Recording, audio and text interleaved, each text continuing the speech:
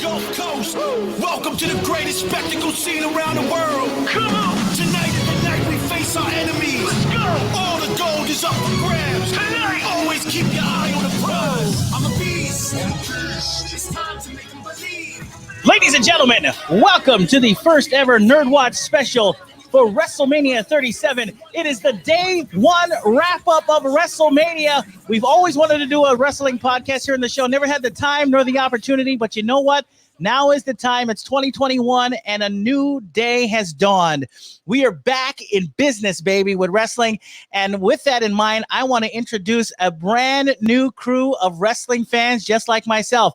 First off, this man I've known for quite some time, for many years, as a matter of fact. This man, you could say his talent is next level. Ladies and gentlemen, please give it up for the man that I like to call Jason, but I truly like to call him the man who he actually is. Ladies and gentlemen, say what's up to JJ. JJ's in the house. What's up? What's up, man? What's up? How you doing, man? Also joining us tonight, this next gentleman. He happens to be the man that I've known for quite some time, too. Once again, in the radio business, this man, I say, is the man with the plan. Ladies and gentlemen, ultimate wrestling fan. It is Mitch. He's in the house tonight as well. Ladies and gentlemen, say what's up to Mitch. How's it going, Mitch? Good, good. And last but not least, all the way from the Big Island, this lady can throw it down on the wrestling business like no other. Boys and girls, ladies and gentlemen, please, big round of applause for Angie. She's in the house tonight. Well, I tell you what, tonight was special. Tonight, or I should say today for us here in the islands, today was special because today WrestleMania is back, and it's back with live crowds all the way in Tampa Bay, Florida. This is WrestleMania 37, right? I got that right. I put that in a little banner at the bottom. WrestleMania 37 wrap up, day one. We're doing this over the 2-day period so that we all can have these all of these matches fresh in our minds, and we're gonna start from top to bottom. But first off, why don't I just go around the room really quick and have everybody introduce myself, give a little background on you, and all of that other stuff. So, JJ, you're my top right, so I'll start with you, my friend. Well, as you know, my name is JJ with Next Level Entertainment. Been a wrestling fan for a long, long time. Now, the first promotion I've ever seen was not WWF, okay? Wow. It was not WWF. The first promotion I've ever seen on TV was the N.W.O. Oh. I've been an N.W.O. fan since, and I'm still an N.W.O. fan. I even watched the new N.W.O. Okay. Oh, wow. But a wrestling fan in general. But then then seeing Hulk Hogan and all that, and still watching to this day. It was my grandfather that brought me into watching wrestling. He watched. Wow. He tuned in one day and then was like, "Ooh, this is cool. Okay, this is better than cartoons. All right, let's go." and that's where it snowballed into everything. And at my age, I'm still watching wrestling, man. It's fun, and I get to watch it and I get to discuss it with you guys. So because like in my circle of friends, they don't watch wrestling. Okay, right. Only you guys do. So it's right. Like it's refreshing to chat with you guys and talk WM37. Let's go, man. Let's do it, baby. Also joining us this evening, like I said, is Mitch. Mitch, give us a little background on your wrestling history and give us a little background about yourself. Okay, can do. First experience with wrestling was, I think, WrestleMania 3. Steamboat and Macho Man. Best match on the card. Top 10 WrestleMania matches of all time. First live wrestling experience was in '91 when the WWF at the time came to Aloha Stadium. Hulk Hogan, Legion of Doom, Ric Flair, old school guys. Just like JJ, I don't have a lot of wrestling friends other than you guys, so making this happen is freaking awesome. Sweet. And last but not least, all the way from the Big Island, Angie, you, my dear, are probably you have a vast knowledge of wrestling. You have a very cool wrestling mind. You remember things a lot. So please give us a little background on yourself and your love of the business. All right, gosh, you hyped me up so much. Now I'm nervous. All right. So me and my grandpa, my maternal grandfather, have watched wrestling from as far back as I can remember. And I've been on and off when I was growing up. And I came back to it at like 21, 22, and I haven't stopped since. And I'm 31 now. So for the last like 10 years, I've been trying to like keep up with it a lot more. I used to have a dresser that had a whole bunch of wrestling stickers on it, like Bret Hart, Macho Man, all that. I only remember this because I was refurbishing that dresser for my grandmother, and I was like, what is all this under the paint? That is my wrestling stickers. That can't be anybody else but me and my grandpa. So there it was. I'm very fortunate to know people that like to talk about wrestling. I've gone to some wrestling shows and been able to make a lot of friends, and I'm genuinely just stoked to have friends to talk about wrestling. My first live experience was where I met Mitchell. I'm sorry to hear that. I mean, I had to get somebody to pick me up and drop me off from my hotel. So that's awesome. I felt sorry. Is that what you did? Okay, I got it. He pitied me. I understand. I've got a very pitiful face, so it's fine. But I am happy to be here, so thank you for having me, G Money. Hey, well, we love having you here, and just really quick on me, because I don't get to talk about it much on the NERDWatch program. We talk about movies and games and stuff, but my love for wrestling is deep. I'm back from WrestleMania 2, watching Hulk Hogan and King Kong Bundy in that blue steel cage. That was what I remember. Yes. Like that was good. And up until I should say that I dug wrestling up until then because I was a small kid. But the match that changed my life, just like a lot of people out there, was WrestleMania 3, Steamboat versus Macho Man. That changed my impression of the business. It changed my mind about wrestling, what wrestling could be and what wrestling is. And from that day on, my respect for wrestling went through the roof, and I've never stopped watching. My very first live wrestling experience, since you guys are all talking about it, I was a young kid going to the Neil Blaisdell Center, watching a live event, courtesy of The Rock's grandmother, when they had the Soul Man Rocky Johnson, they had Lars Anderson, Ric Flair was in town, and they had a show. So that's how old I am. And that was my first wrestling experience with my dad. And I loved it. I got hooked on it. And I try not to miss a live wrestling event ever. So I mean, when it comes to Hawaii. So that's how deep I roll. I mean, I remember seeing this little Samoan kid running around that kind of looked like The Rock in the stands. That was him. So yeah, that would be the guy. So that's my wrestling history. We can go over more of that in a later podcast when and if we do it. But now, boys and girls, ladies and gentlemen, it's time to get to the main event. And that main event was WrestleMania 37 in Tampa Bay. It was almost like as if this was it was almost like a sequel or a redo to what happened last year, right?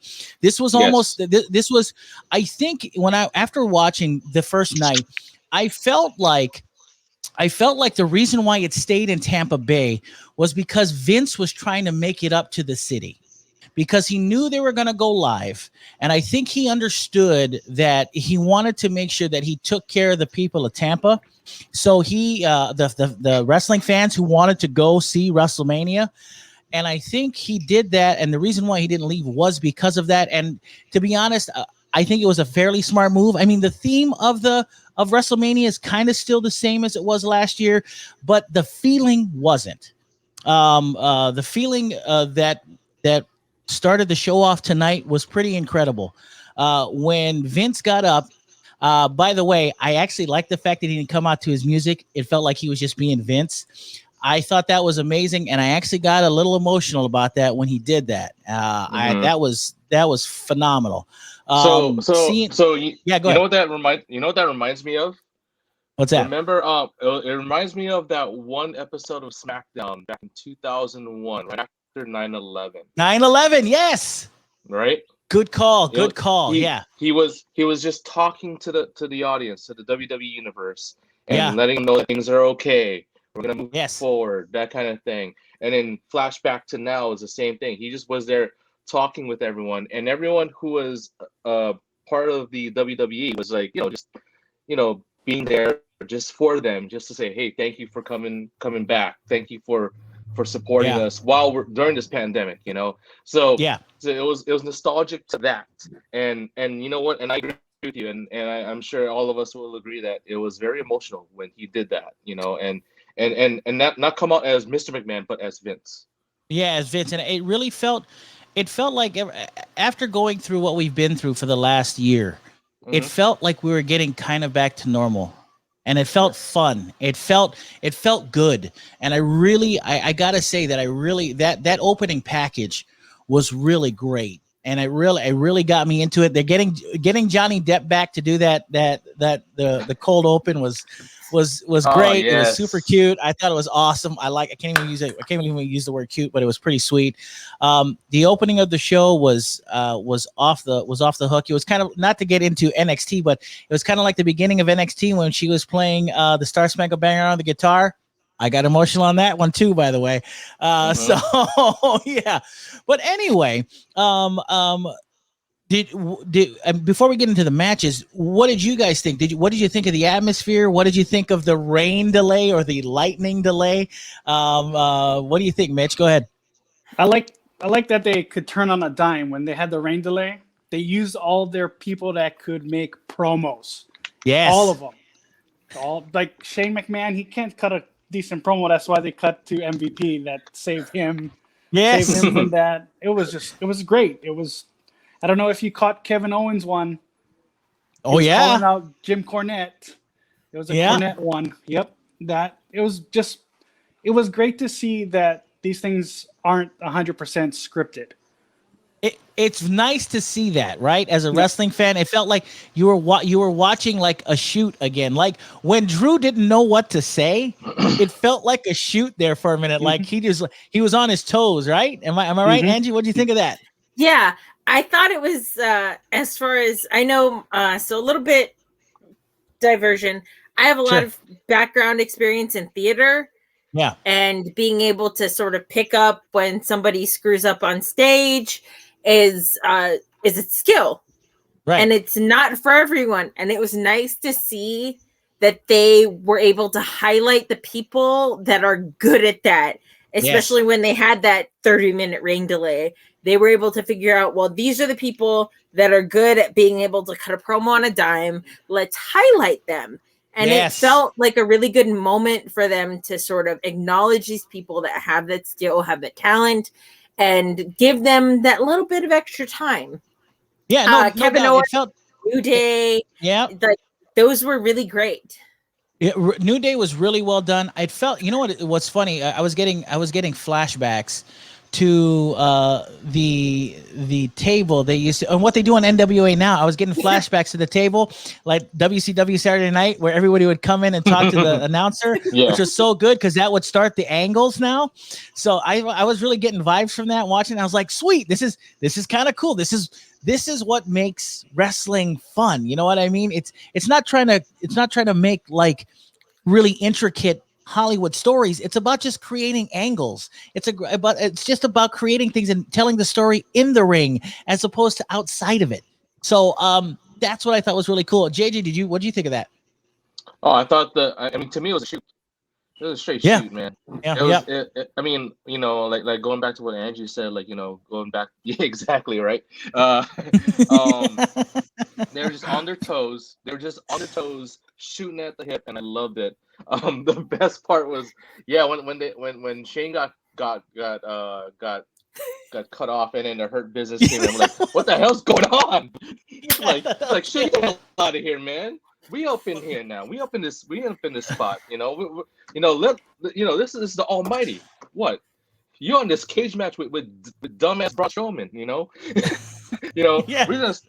But the best part was when Drew and Lashley were just like at each other's face, about ready to go in the back. Like, Yeah. it was so it was emotional. Like, you see Drew's emotion. It was great. You know, I like seeing that from him. See more of him just being loose and just kind of like just letting it go. And of course, they got good promos. Villains all day long. You know, but that one to hype up the first match. You know, and to remind, okay, this is what's it's gonna be a ground and pound match. You know, and Right. for them to go out and just do that, you know, just off the hook, shooting, both bang Yeah. bang, you know, Bang bang. Yeah. and going back to what you said about the old school podium with the NWA, you know, yeah, that brought me back a little bit because, you know, I'm an NWA guy, so like, okay, this is like when they're in the studio, you know, NWA WCW Saturday Night, you know, with Tony Schiavone, whatever, like they're doing their kind of Yeah. thing. But it's with KP, you know, KP or what's the other the blonde Shriver or something like that, right? That's her name. Yeah. Something like she's new, isn't she? Yeah, Or yeah. Kind of Did it. you know you know she used to be an actress. really? She was on CSI Miami. She was on other shows too. Yeah, and I know Wow. KP. He did stuff with ESPN for English Premier League soccer. So like a lot of these, I mean, they get some heavy hitters doing the backstage stuff. So that's pretty cool.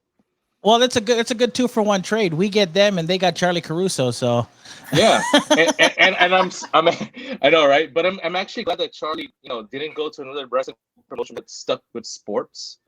You know, that's kind of her wheelhorse, you know. So, but going back to going back to the delay, man, they did a great job.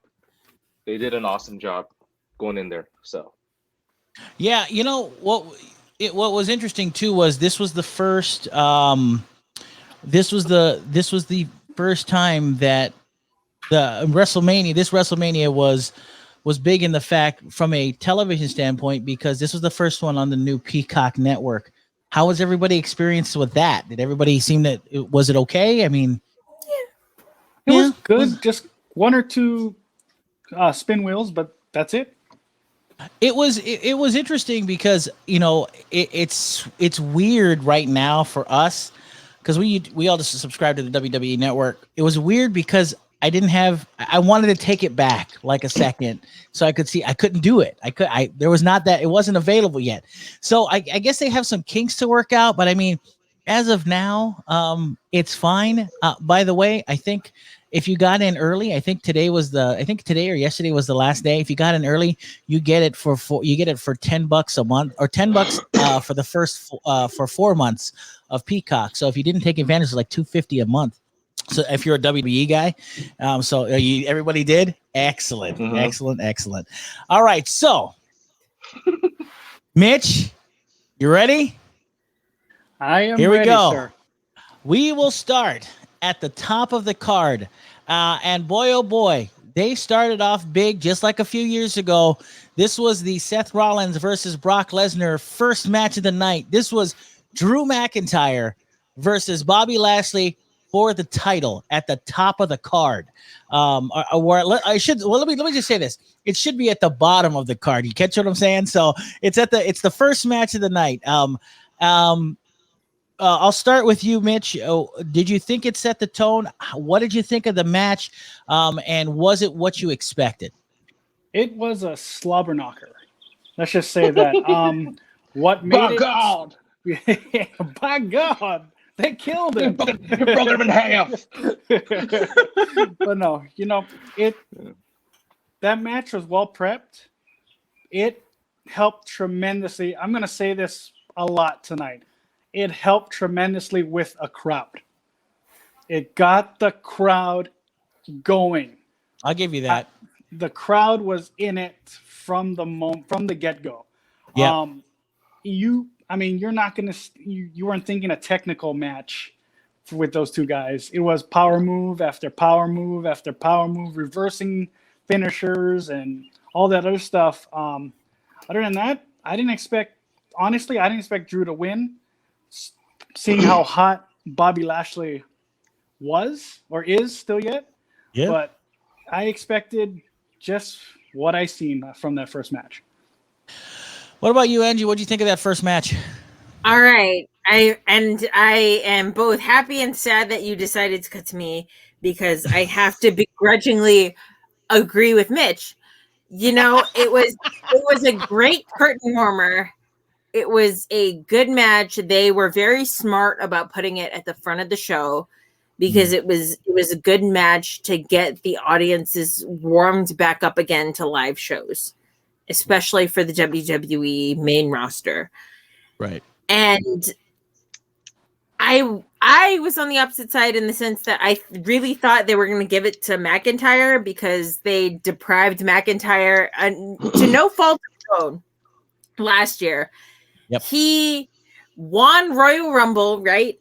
Last year to the adoration of the crowd and then won at WrestleMania to the adoration of zero, to crickets, to That's right. silence. And I cannot imagine, like I said, I have a theater background, I have theater experience, but I can't imagine going out there and performing to a crowd of zero. I can't imagine how hard that must be to think that you were going to get that WrestleMania pop and then just go out and win to silence, you know? Right. And I really thought they were going to give it to Drew. So I was totally wrong there, but I was glad that they had allowed the match to play out as it did, because it showed that they were at least smart enough to realize where the fans were at versus where they had hoped the fans would be. They had, I don't know if it was planned all along or if the in the middle of the match they decided that they were going to change the ending, but it was cool to see that they were a little bit more on the pulse of where the fans are at now versus where the fans were at last year. And they had allowed that match to play out in the way they did. Yeah. JJ, what about you, sir? What do you think? Well, let's take it back a little bit to last year's WrestleMania. Of course, he won the title with no crowd. Okay, but the thing was, they trusted him throughout the whole year, throughout the whole pandemic, to carry the company on his back with no crowds and into the Thunderdome, and he was the man to do it, and he holds that on his sleeve, And then going into this match, right? Of course, he went in as a challenger, not the champion this time, going up against Bobby Lashley. And they fought before, okay? But they're also good friends, but they fought before. And we've seen them in another promotion where they fought before. You've seen them in the WWE in the past where they fought before, right? So they know each other pretty well. I thought it was again, going back to what Mitch and Angie said, like it was a warm-up to get the crowd going again. That this is the first match with a crowd. The very first match, and Drew wanted that to be the first match with a crowd. He wanted to be the first guy to walk out, the very first guy to walk out in front of a crowd, doing his entrance and walk down the ramp. He was the very first one after the pandemic to do that, So, and you know what? It was emotional for him. Although he lost, I mean, I'm sure he took that loss in stride, But of course, Bobby is hot right now. Bobby Lashley he's on a roll. MVP's like pushing him hard, and you know what? Although like some people may not like Bobby Lashley, I'm a fan, dude. Like, and that match I thought was great. I thought it was great. It was a brawl for all intents and purposes, but it was a great brawl, a good warm up, and what a way to kick things off. I mean, it wouldn't have been any other match. It would have been that match to kick things off. Okay. Yeah. I mean, it would have been any other guy to walk out first, but Drew McIntyre, because he deserves to have that first entrance walking down because of how he won it last year. Right. Right. So he gets that pop. Yeah. So although not winning the title, he got the pop. Okay, and that's what he wanted. And I think everyone won. I think everyone won in that match. Although. Of course, Lashley's still the WWE champion. Yes, of course. What are you going to say, Mitch? let me throw something out at everybody. So non-COVID, non-coronavirus, or would you think McIntyre would have beat Brock at WrestleMania last year? I think non-coronavirus. I think he still would have. Yes. I think Yeah. he still would have. I do. I think, and this is where I kind of disagree with you guys on the fact is that Drew McIntyre's run was tough from the fact that he was the man chosen to run WrestleMania. He was the man chosen to run with the ball for 2020, right? Unfortunately, because of the pandemic, it didn't work out that way, and that is it unfortunately hurt his run, right? Nothing you can do about it. It's out of his control. He can't do anything about it. The issue ultimately is that they lost faith in him midway through the year of 2020 because they took that belt off of him. You know what I mean? So the fact that they took it off of him, okay, and then on top of everything else, he didn't seem to resonate. I mean, as far as this was a time for him to, if there weren't going to be any fans, this was a time for him to resonate with his promos, resonate with his a good angle with his opponents, and I don't think he did that successfully. And he lost his connection, unfortunately, to the fans who were behind him in the Royal Rumble of 2020. So when we finally get to this point in time in WrestleMania 37, Bobby Lashley is hot, and he's only hot because of MVP. Yes. Right? That's the only reason he's hot, because in my opinion, I'm not a fan of Bobby Lashley by himself. He can't do it. He can't do it. He can't talk on the mic. He's a tremendous talent, but he doesn't have the promo capabilities at all. So MVP is essentially the guy who is carrying Bobby on his back, right? He is Paul Heyman for Bobby, right? This is what he does. 100%. And 100%. And for Bobby to be this over, even with me, is, at least for me, a huge deal. Because remember, the last storyline that we remember Bobby Lashley being a part of that was even remotely memorable wasn't because of him. It was because of Sami Zayn. Remember? He was in that feud with Sami Zayn. Remember that? Yes. With the sisters? With the sisters, it was only good because of Sami, not because of Bobby. So I don't remember that. I remember the Lana thing, and that's about it until the Hurt. Well, Wow. It was memorable, but you don't want to remember it. Correct. It's memorable, but you don't want to remember it because Sami Zayn carried Bobby on that one again. So when it came time for this match to come to a head at WrestleMania, I think that a lot of the steam was behind Bobby. I think McIntyre was let off the gas in some respects, and I don't think McIntyre had that. I don't think McIntyre had anything behind him coming into this, in my opinion. I just, unfortunately, I thought the writing was on the wall that Bobby was going to retain the title. That was it. I don't think I understand what you mean by that. Really? Can you clarify as far as what Bobby didn't have anything behind him? Like no contenders to go up against him? Is that what you mean? No. Drew didn't. I'm sorry. I must have misspoke. Drew didn't have anything behind him, not Bobby. I'm sorry. Drew didn't have anything behind him as far as something pushing him forward with the feud, right? I'm saying that all the momentum was behind Bobby for the last 4 or 5 months. I mean, let's put it this way: you had the title was up in the air so much that they took the Money in the Bank off of Otis, gave it to Miz, and then Miz loses it like a heel coward to Bobby, right? So he's the title holder.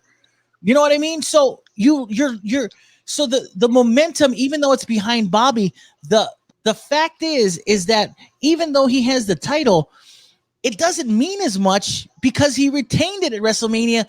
Bobby should have won it at Mania. Exactly. You know what I'm saying? Exactly. Yep. I will interject for a second. I was of the party as far as going into WrestleMania and even from before Fastlane.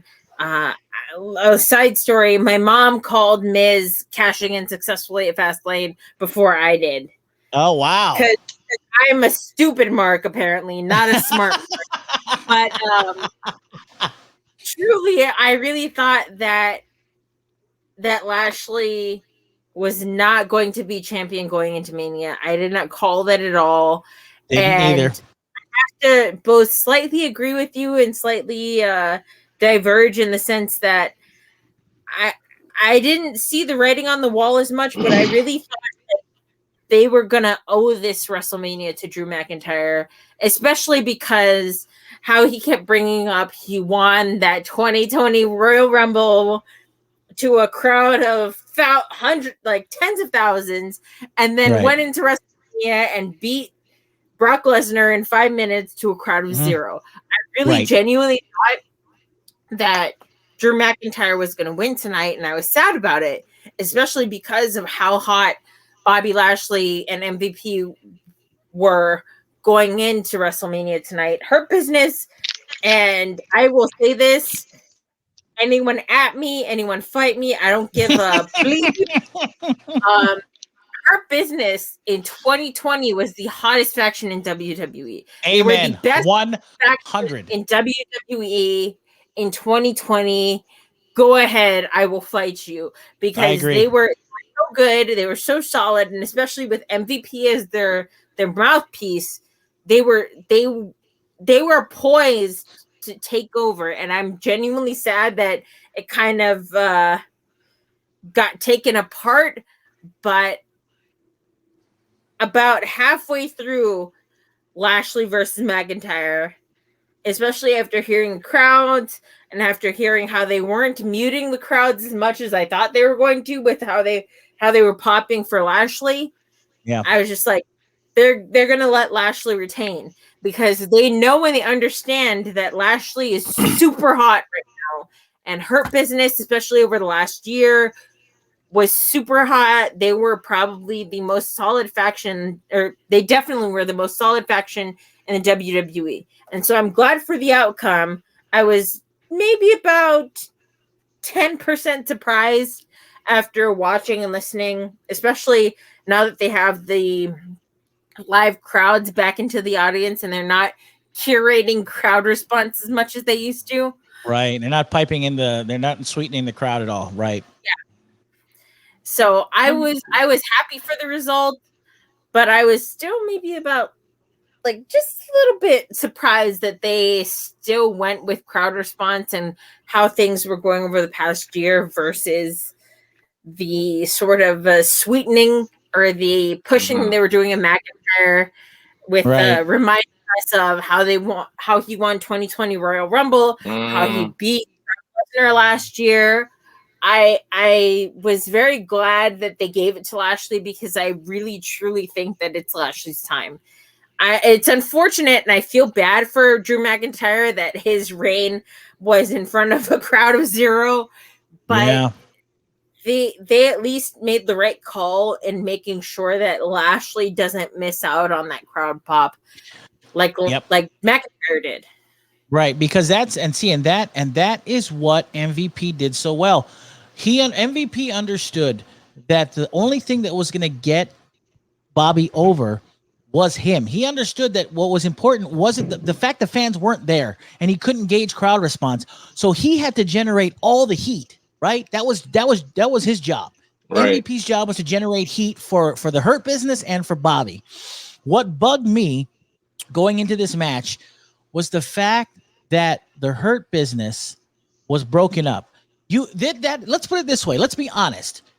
Notwithstanding Retribution, okay? That's the only faction in WWE. That's it. There is no other real faction, right? Everybody else has mouthpieces. Hurt Business was a real deal faction we haven't had in a long time.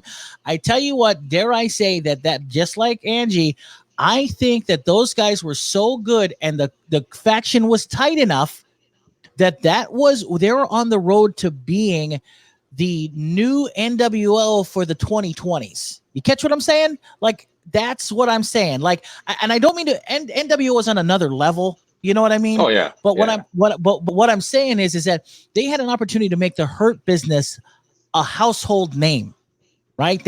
But now that's gone. So that the fact that happened today, the fact that it happened, it tainted today for me. Like him winning it, I should have been more behind Bobby winning it, and I felt like I wasn't there.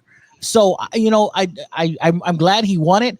I just don't know what happens now because the Hurt Business is what got him there, and the Hurt Business I think is still hot. I think it's still hot, and maybe I'm losing it here, but I think it's still a hot brand. And here's the thing too. The WWE only needed one faction.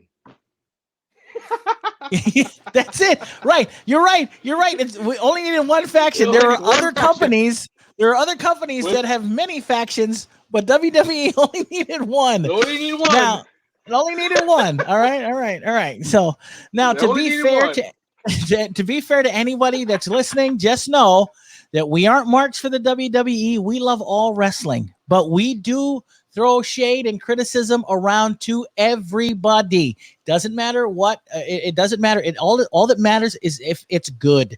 It's all that matters to us. So we throw shade to everybody, and I'm sure getting into that, I'm sure that the next match we're gonna throw some shade. Okay, for WrestleMania. Mitch, what was the next match?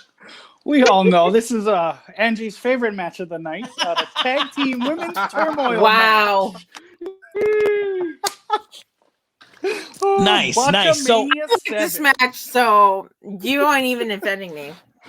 All right, so Angie, I'm gonna go to you because you look the most disgusted. What was your take on tag team turmoil? All right, I liked this match. Okay, I will take a moment in a second after you guys all talk, and I'll bring out my WWE women's tag team championship belt that I bought. Oh, yes. Yeah, but I liked this. I thought it made a good use of, or I thought it was a good use of highlighting a lot of women that wouldn't get highlighted otherwise. I liked the Iconics, so it was a little bit of a stab in the heart to have Carmella tag with Billie Kay, but I'm just glad Billie Kay made it onto the card because she's so good. It was a great match. I wasn't surprised by the outcome, especially when, and not to jump ahead too much, but when Natalya and Tamina came out as the last tag team going in, it was no surprise who was going to win for me. Right. I love Riot Squad, I love Ruby Riot, I love Liv Morgan, but by the way, the Joker and Harley Quinn thing, sweet. That was sweet. Okay, I was all for that. I will say, especially with Ruby's hair green, I thought she should have gone or would have gone for a WLW. She was Poison Ivy. Liv Morgan was. Yes, okay, that would have made sense. Harley Quinn. Right. That's what I thought was going to happen, especially when I saw Liv Morgan's Harley Quinn-esque gear. But, and I mean, I love Ruby. I loved her from back when she was Heidi Loveless. But she's great. This match wasn't surprising to me because I could have called who was going to win, especially when that match was first announced from a mile away, because of course Tamina as a powerhouse of the women's division going against Nia Jax, and Natalya as a incredible technician of the women's division going against Shayna Baszler. It wasn't surprising to me as far as the outcome of the match, but I really liked the sort of competitiveness between the other tag teams and the women they're going up against. I thought it was cool. I liked the highlighting of Billie Kay. I liked the highlighting of Naomi. As the only girl in this chat, I'm very much a proponent of women's wrestling, and especially because I'm very much used to going up against guys, I like when it's highlighted. So this match was satisfying to me. I was a little bit sort of like, of course, this tag team was going to win going in. But I was sad that Natalya and Tamina weren't given a better position to show their dominance. Oh, that's a good point. I you know what? After you said that, thinking about it, you're right. They didn't. Exactly. It was They like came a quick. in last. Yeah, they came in last. You're right. They should have been the ones that started it and then ended it. You're right. That would have been made more. I mean, storyline wise, that probably would have made more sense and just dominate them, dominate everybody. I mean, no disrespect to you. You can still lose and be put over. Riot Squad was still over. I think. By the way, Billie Kay was money. Billie Kay is money. When she's over there trying to mimic everything Carmella does, I was losing. I thought that was great. And maybe that's why Billie Kay's on the card and Peyton Royce isn't. Oh, I hate to be that guy. You can say about Peyton Royce versus Billie Kay, especially because Peyton Royce is married to a certain former WWE superstar, Ty Dillinger, that is now going again as another name in another promotion. As everyone throws up pens. But I definitely agree with you. I liked Billie Kay's position, but definitely I was surprised that Natalya and Tamina, for being generational superstars, their fathers were part of wrestling before them.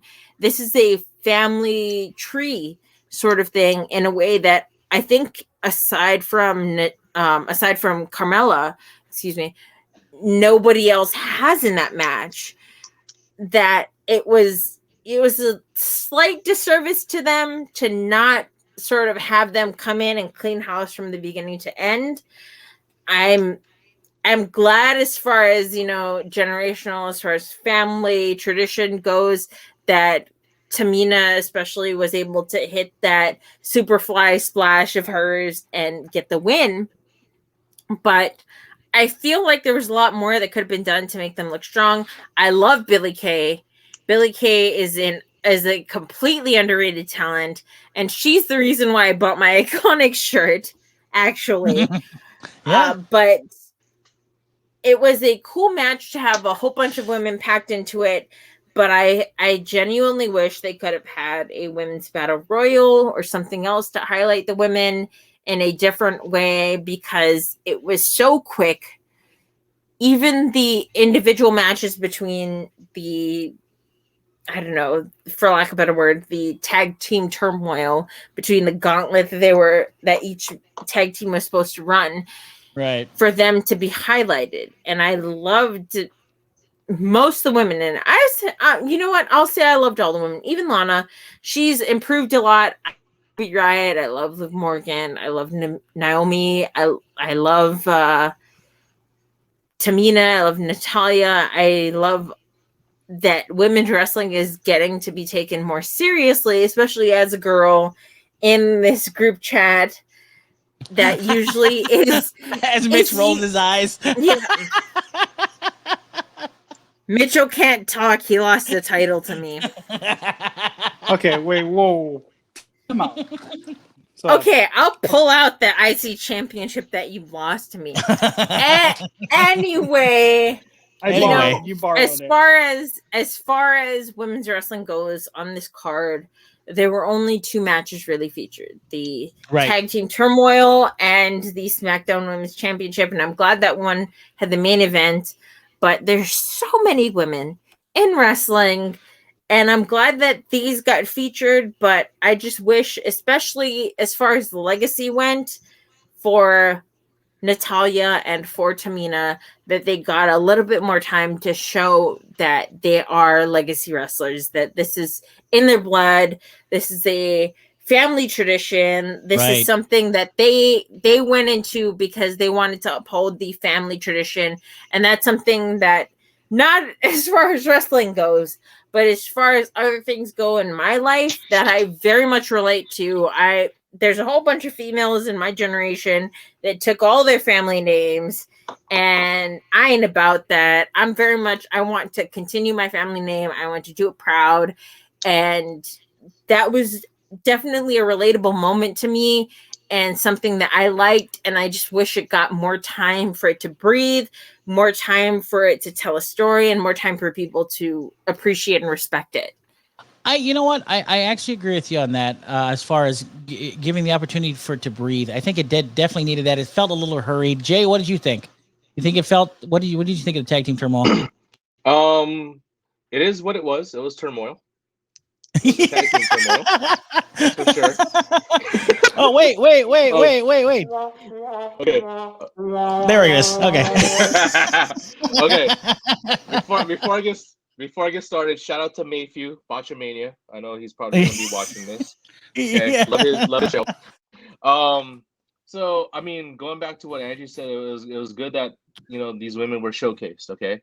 But I'm gonna look at this from the outsider looking in. Okay. Okay. All right. So I mean, it was, as far as like the presentation of the matches, it was a botch fest. I mean, there's a lot of botch spots, tons. But to their credit, they did their best. Okay, they did their best. I mean, Lana, like, she improved a lot. I thought so. What There was that one kick that she tried to do and then she didn't hit it. Is that? Yeah. Is that what Was that happened? right? Yeah, that is exactly what happened. Yeah, I was that's like, what I thought. oh That's no, no. I was like, no. But I liked the fact that Liv and Ruby. They're my favorites going in. That was my favorite team going in there. The Riot Squad. Only because the fact that I like the Joker. He's my favorite bad guy Right, of of all course, time. of course. Harley Quinn. Yeah, I mean, I like that whole DC villain aspect of it. I thought Team Glow. I want to call them Team Glow, Alana and Naomi. I thought they were fantastic as well. JJ, I don't mean to interrupt you, but was it just me, or did Lana glow a little more than Naomi at the top of that ramp? She did, for obvious Okay. reasons. I was wondering, did I miss that, or was I being? No, Whoa. you are absolutely correct. Okay.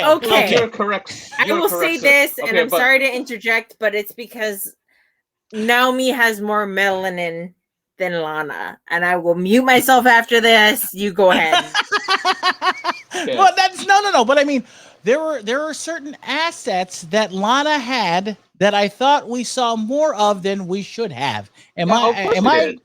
Okay. Okay. Because it's for her, it's all about the gram. I guess. It's all about the No, gram. TikTok.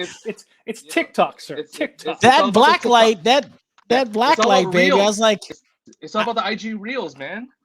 I did a little cringe. I did that face, that little face. I went, "Ee." I was like, "Oh," yeah. That's what I did. But what did you think ultimately? Okay, so overall, I mean, it was okay. It was okay. Second match. It was expected to me that Natalya and Tamina would win. Going it again, they should have had more time. I wish they had more time to show more dominance. But what to me, out of all the things that happened, with the botch, good spots, whatever. What I liked about it was the fact that Tamina finally had a moment in WrestleMania. She's always been like, she's never had one. Thing. You're right. Yeah, she's always been a side thing for somebody in the past WrestleManias, whether she be on it or not. She's in the Battle Royal, whatever. Like, she was just, the side chick. Okay, but this, in my opinion, she had a chance to honor her dad. Jimmy Superfly stuff. Finally, doing this thing, right. and I know for a fact you can't. I mean, I could tell that she was emotional when she did that. When they won, like they came out of, I mean, they're kind of like the pseudo heels, whatever, right? But then at the same token, it was like they became human after that bell rang and she made the pin, and it was like, okay, Tamina had her moment, and to me that was great. And I was happy. I was more happy for her that she had it than anything else in that match. But I know for a fact Mayfew's gonna have a field day with that on his show on YouTube. So yeah. But other than that, I mean, like, despite all the botches that I saw, there were moments, and Tamina had her moment. I thought so. And that's just me personally. Oh wow! How about you, Mitch? What did you think of tag team turmoil? You know what? It was better than expected. Better than expected. Oh, okay. The women showed out. WWE, I think, used this match to catch up with the time they missed the first half hour. So I think they rushed it a little more than they should have. Probably. But I knew the moment I knew Tamina and Natty was going to win is when Heyman christened them on Talking Smack. I don't know if you guys watched that episode. Yes. That's when he did that for them. I was like, oh, they're going to win. They're going to win it all. I think they're going to beat the tag team champions tomorrow. Now, can I just say this really quick? And this is just for anybody that watches wrestling at all and watches WWE. Do your best not to miss Talking Smack. Talking Smack to me is where the angles are actually being built. I think that they're being built in a way that is important. I think it gives the talent time to say what they need to say without it always being filled with all kinds of other crap in the show. SmackDown is a much tighter 2-hour program. I'm telling you what, though, Talking Smack is great, and I will say that Raw Talk has a chance to be that. It's not that yet. But I think that Raw Talk should also be that in the effect of, I mean, if you can't convey what you got to convey in 3 hours, what's going on Raw? But getting back to the point, you're absolutely right. Talking Smack is a show that is absolutely vital to the lifeblood of SmackDown. And I think that don't miss it. You cannot miss it. Having Paul Heyman there as a commentator with Caleb Braxton is a stroke of genius. Okay, an absolute stroke of genius. Paul Heyman is money, and I tell you what, not to get off track here because we're getting back to this ladies to the women's match, but the promo that Paul Heyman cut on Talking Smack with Edge, incredible. And this is the thing. This is what wrestling fans like, not WWE fans. This is the kind of stuff wrestling fans like. It gives us something to hold on to when this propels the story. Once it gets to the ring, it makes it more impactful. And you're right, Mitch. That's what happened on Talking Smack with the girls made it more impactful. And I 100% agree with you. Right. Anyway, go ahead. I'm sorry. Paul Heyman, like I said, Paul Heyman is gold. He's not. Yep. He might not be the main writer for SmackDown, but he is doing his due diligence. Yeah. He's doing this. Yep. He's pushing. He's pushing. He's pushing. Yep. And let him push. Let him push. Yeah. Let him do his job. Let him do his business. But that's where Peyton Royce had her best promo, right? Yep. She had her best promo on that show. Hey, listen, you either use me or cut me. Like, whoa. You know, that's the thing. I mean, I'm getting off tangent, but I gotta say this. That is the thing about wrestling that keeps us, like you, or like all of us, that keeps us involved. We understand where wrestling is, what it was, what it is, and we ultimately know what's going on. But what keeps us involved is that little tinge of reality that gets us to stick around. Absolutely. And once you lose that reality, you're going to lose your fans. Mm-hmm. It keeps us then, now, and forever. Boom! How dare you? Boom! Anyway, Mitch, go ahead. I'm sorry. That was beautiful. Beautiful. Give him the Emmy for that one. Yeah, that was good. Anyway, Mitch, go ahead. I'm sorry. It's all good. I don't know. It was a good match. The girls did well. They could have, like Angie said, they could have done a battle royal. And the last two could face the champs the night after.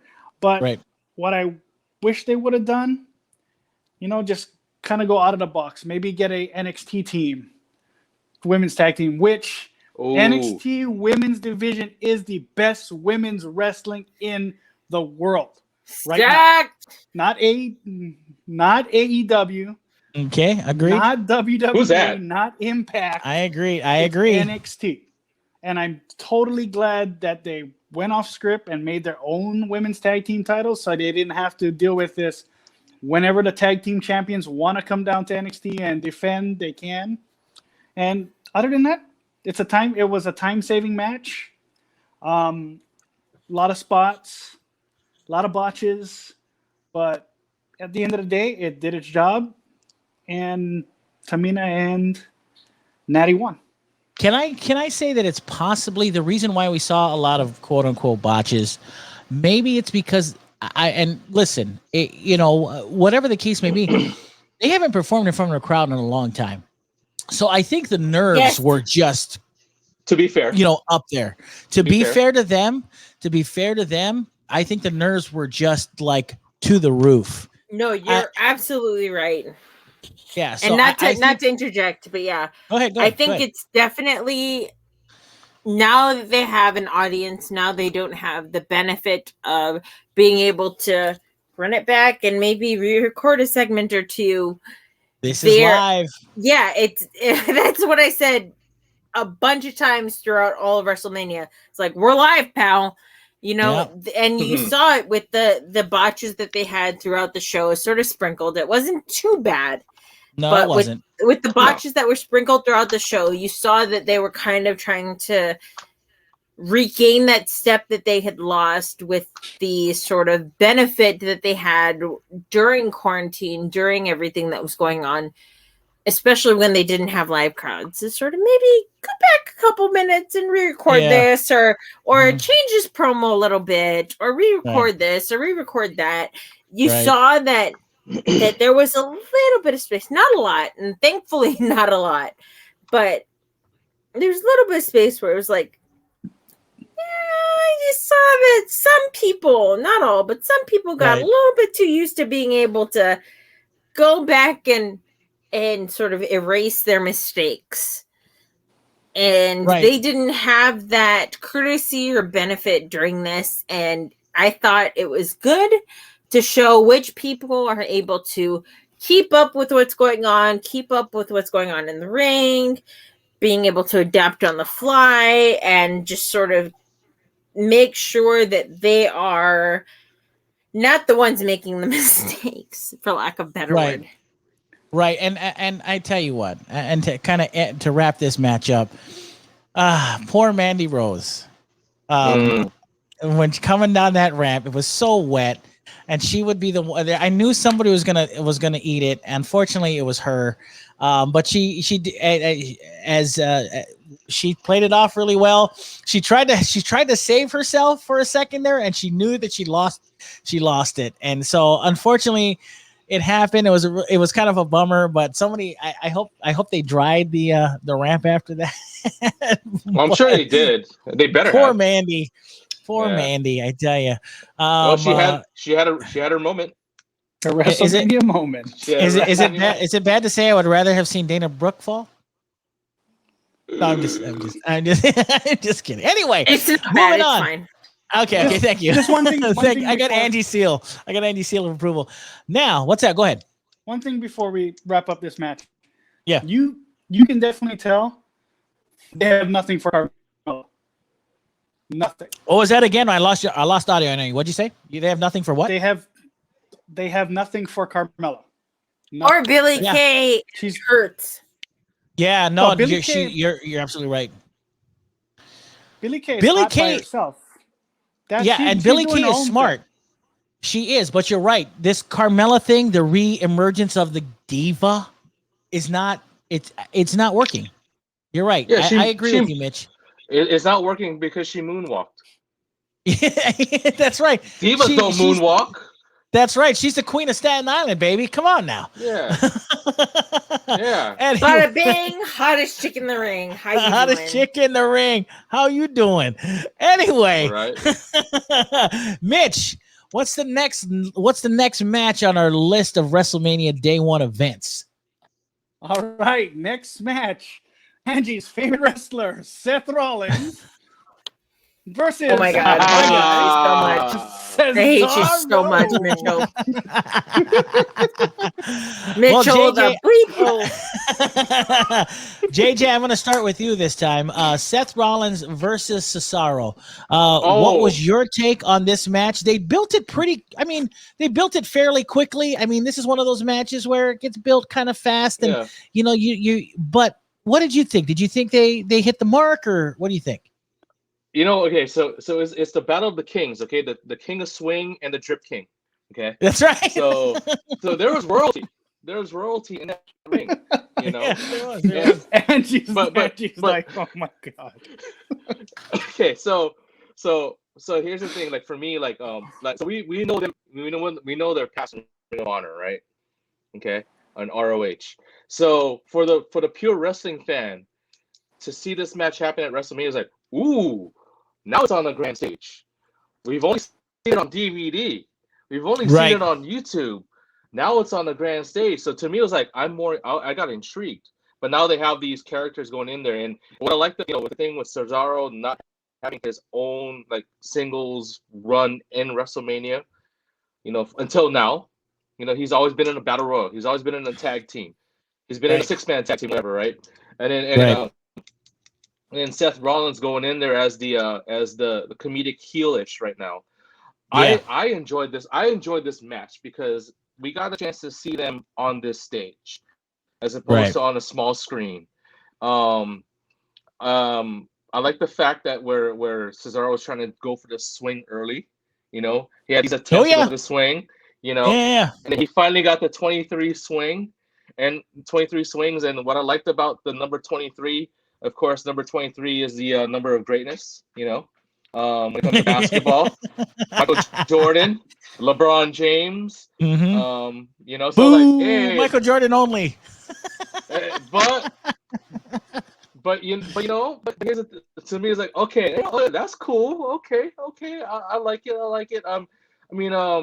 It was a good back and forth match. I enjoyed it. It was a fun match to watch for me because I just like the fact that coming from a smaller screen onto a bigger stage was like, okay, this is good that the top guys from the indie promotion to do their thing, and although they've been in the company for a while, it was like, okay, this is their shining moment. And I'm a guy about I'm all about emotions, right? I like reading people's emotions after when the bell rings, and you could see how happy Cesaro was.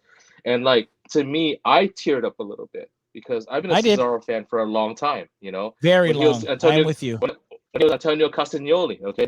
So, and when he had hair, I was a fan, Yeah. Agreed. But dude, like for Cesaro to have that moment, and to hopefully he has a good run moving forward, in the future of this year, hopefully. I think to me that kind of sold the show for night one. And I had a feeling it wasn't there, but it kind of did. But to me, on a personal level, I love it. Now, JJ, really quick, this is just a technical thing. Did you happen to have your? Do you have wired headset? For some reason, you keep popping with that wireless headset. Just so if you. I know, apparently so. But if you do, let's try those because your audio keeps popping in my ears. I don't know if you guys hear it too. But anyway, we'll get to that point. We'll get to it. Angie, according to Mitch, your favorite wrestler, Seth Rollins. That's because Mitchell the bleep likes to rib me about Rollins. But what did you think of this match between Rollins and Cesaro? I thought it was a solid match. It was much shorter than I thought it was going to be. Mm-hmm. I definitely thought it was going to be a grueling, at least high 20 minutes, early 30 minutes match. I really did. I thought it was going to be a pretty rough back and forth between them. But as Mitchell likes to assert, on the opposite side, I was very pleasantly surprised that Cesaro was able to sort of wrap it up more quickly than I thought he was going to. And for the record, I don't like Seth Rollins, but I respect his ability to perform in the ring. He is a scrub. According to my phone, as far as text messages, Mitchell is under Seth freaking Rollins because I hate him as much as I hate Seth freaking Rollins. That should be a shirt. I hate Seth freaking Rollins. That should be a shirt. I think he's overrated, and not to distract him. I think he did a really good job in this match. I think he did the right thing as far as laying down and counting the lights. Not to get too far out of kayfabe, but I think he did the right thing as far as laying down and counting the lights for Cesaro, because I think Cesaro right now has the more interesting storyline. Seth Rollins has lost all his sheep as far as being the savior of, or the Monday Night Messiah, or the Friday night, I don't know what. I didn't read the Bible because I'm a terrible Catholic. But wait, you're a terrible Catholic? Oh my God! Yeah, I was baptized Catholic, but I fell asleep in church, and then my grandma was like, "You're not going back to church again," and it really caused a lot of issues within my family. That should be a WWE staple. Right? That should totally be my gimmick. But I am the worst Catholic in the world. That's awesome. And you should start a faction called the Lapsed Catholics. That'd be so sweet. All right. Thank you for that gimmick. You will be my manager. All right. I'm in. I'm totally in. I will have a gimmick and a stable of lapsed Catholics. But but as far as that match went, I thought it was, and I hate to say this, I thought Seth Rollins did the right thing. As far as making Cesaro, and I think because they have such a history together, and this is considering kayfabe and everything that they've gone through in Ring of Honor and other promotions together, I think Seth Rollins has a really good understanding of how Cesaro hasn't really been able to gain the traction, gain the notoriety, gain the fans, gain the faith of the upper echelon of WWE. Right. And he did the right thing and laid down for Cesaro. And Cesaro, as far as wrestling goes, and you can fight me on this, Cesaro is a better wrestler in the ring, bell to bell, technical, anything in the ring. He is better than Seth Rollins. Seth Rollins just has the benefit of being able to speak just a little bit better than Cesaro. And Cesaro has had, and Seth Rollins had the benefit of being in the Shield and being in a couple other sorts of higher up positions than Cesaro to have other people speak for him and have more of a showcase around him.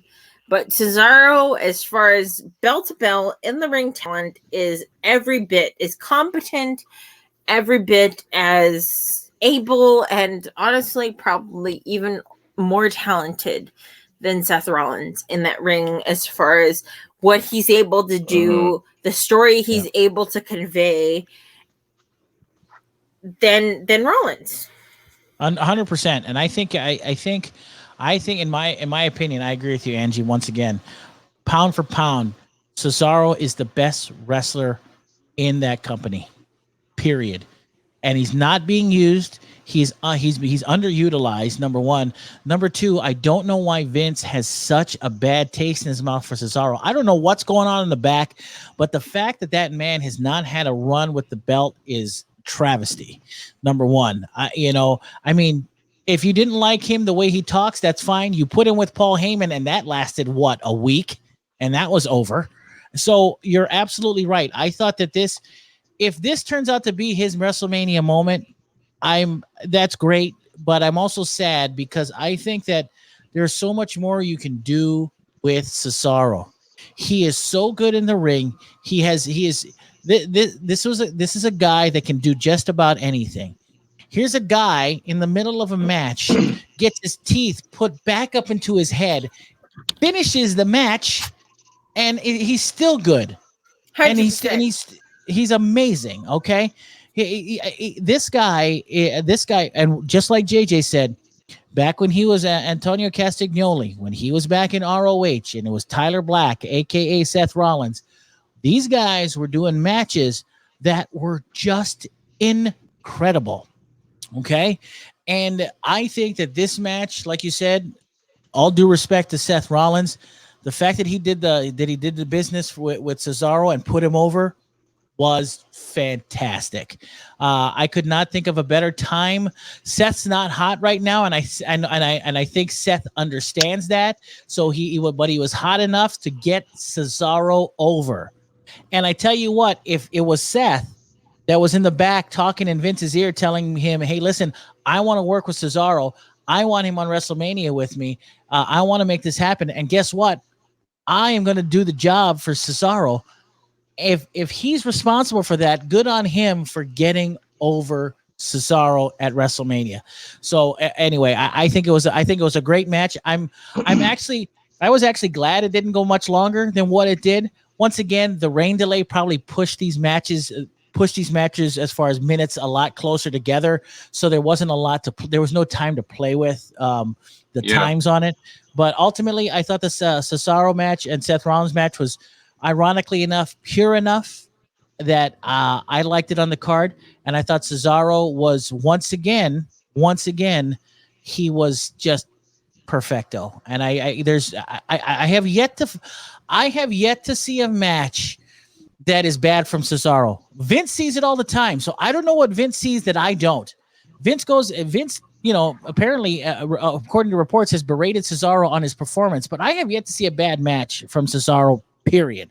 So, I mean, unless I'm missing something, I do not know. So what did they gave Cesaro another name, and Seth Rollins said it like in the early part of the promo. Didn't he botch his name and they went with it? Cesaro or something like that. I thought that was just a rib, honestly. I thought that, so did I. I thought that was a rib too. I thought that was great. That was great. Cesaro, or like I thought it was a rib on like Zaz from DC Comics, the Calendar Man. Like I really thought that was what it was. I could be wrong, but I don't know. Yeah, I think you're right. JJ, not JJ, but Mitch, what do you think? I'm not gonna lie. The first Cesaro match I seen was a trifecta with him and Sami Zayn.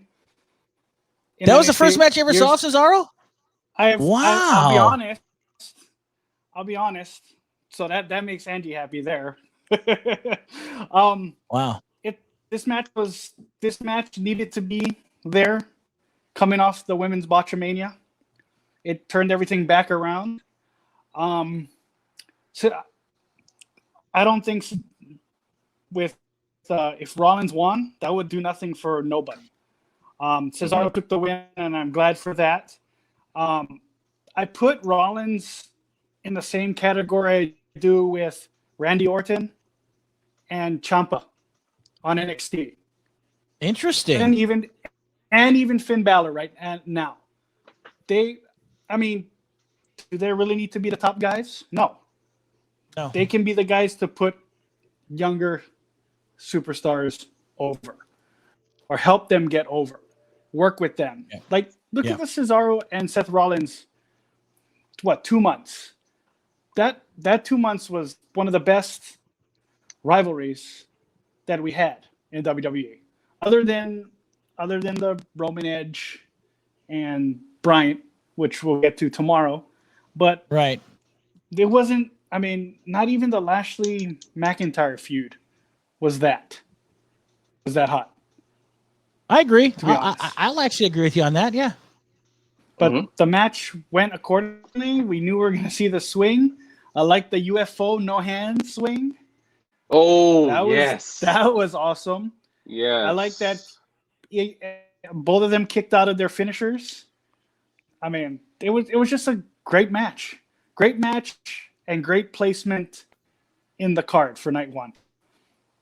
Yeah, you know what? You're absolutely right. I think placement on the placement of that match was perfecto. So I think that was a great place for it to be. I don't think it would have been received as well if it was if they were at the bottom of the card. You know what I mean? No. So I think you're right. Where it was perfect. It was right there. The crowd was already hyped up a bit. They were already getting there. They were getting ready to go. So you're absolutely 100% right. So I'm going to give this match an absolute pass. I thought it was for what it was for what it was an acceptable match with a lot of great skill behind these two guys who are very skillful in the ring for sure. Now, Mitch, what's our next match that we're going to review here? What's the next match on our card from WrestleMania Day 1? All right. It's the New Day versus Almost. And AJ Styles. I will let me kick things off. I felt, how can I put this? Number one, it was kind of cool seeing Biggie and New Day back together again. It was okay. I didn't mind it so much. It had to be there. It had to be there. Had to be there. For a quick moment. Yeah. Yeah. Yeah, for a quick moment. You're right. For a quick moment. He was there for a quick moment. I really, after what I think my, first of all, my favorite moment during that was when AJ Styles came out with Almost, and AJ's music hits, and then cut to New Day in the ring singing or rapping and dancing to his entrance, and then cut back to AJ Styles, and AJ, he broke kayfabe for sure because he started laughing. So I was like, I saw his face, he started laughing, and he started shaking his head like this, like, oh my gosh, that was funny. I thought that was great. That they made AJ, they broke AJ. I thought that was really funny. This to me was a very basic match, in the fact of this was just the time for everybody to see Almost in the ring. And once again, I had said this in the chat while we were watching the show. Nobody was showing off any ring prowess or any skills in the ring. For me, this felt like it was what Vince likes. It's a big man doing big man things, just throwing people around the ring, slamming them on the mat, throwing them from the top rope. It's just a simple big man match to put over Almost and make AJ and Almost the tag team champs. Coming at the expense of the New Day doesn't mean much at this time, because to be fair, the tag team division right now is not really great. You know, it's kind of So, I mean, and to be fair to them, that's no one's fault but Vince's. Vince does not like tag team wrestling, and I don't understand why, because I am a huge fan of tag team wrestling, always have been. So it's no skin off of New Day's nose. They'll get that back further down the line or whatever when everything happens, but it's possible, at least for now. But the Almost AJ thing almost got over. I think he got over enough. Is it enough to push the AJ Almost team further up the card or give AJ any clout? I don't think so. I don't think so. But anyway, Angie, what did you think? All right. As far as this match went, I was glad to see New Day, especially with how they were gimmicked out, especially when Big E was able to announce them in their entrance.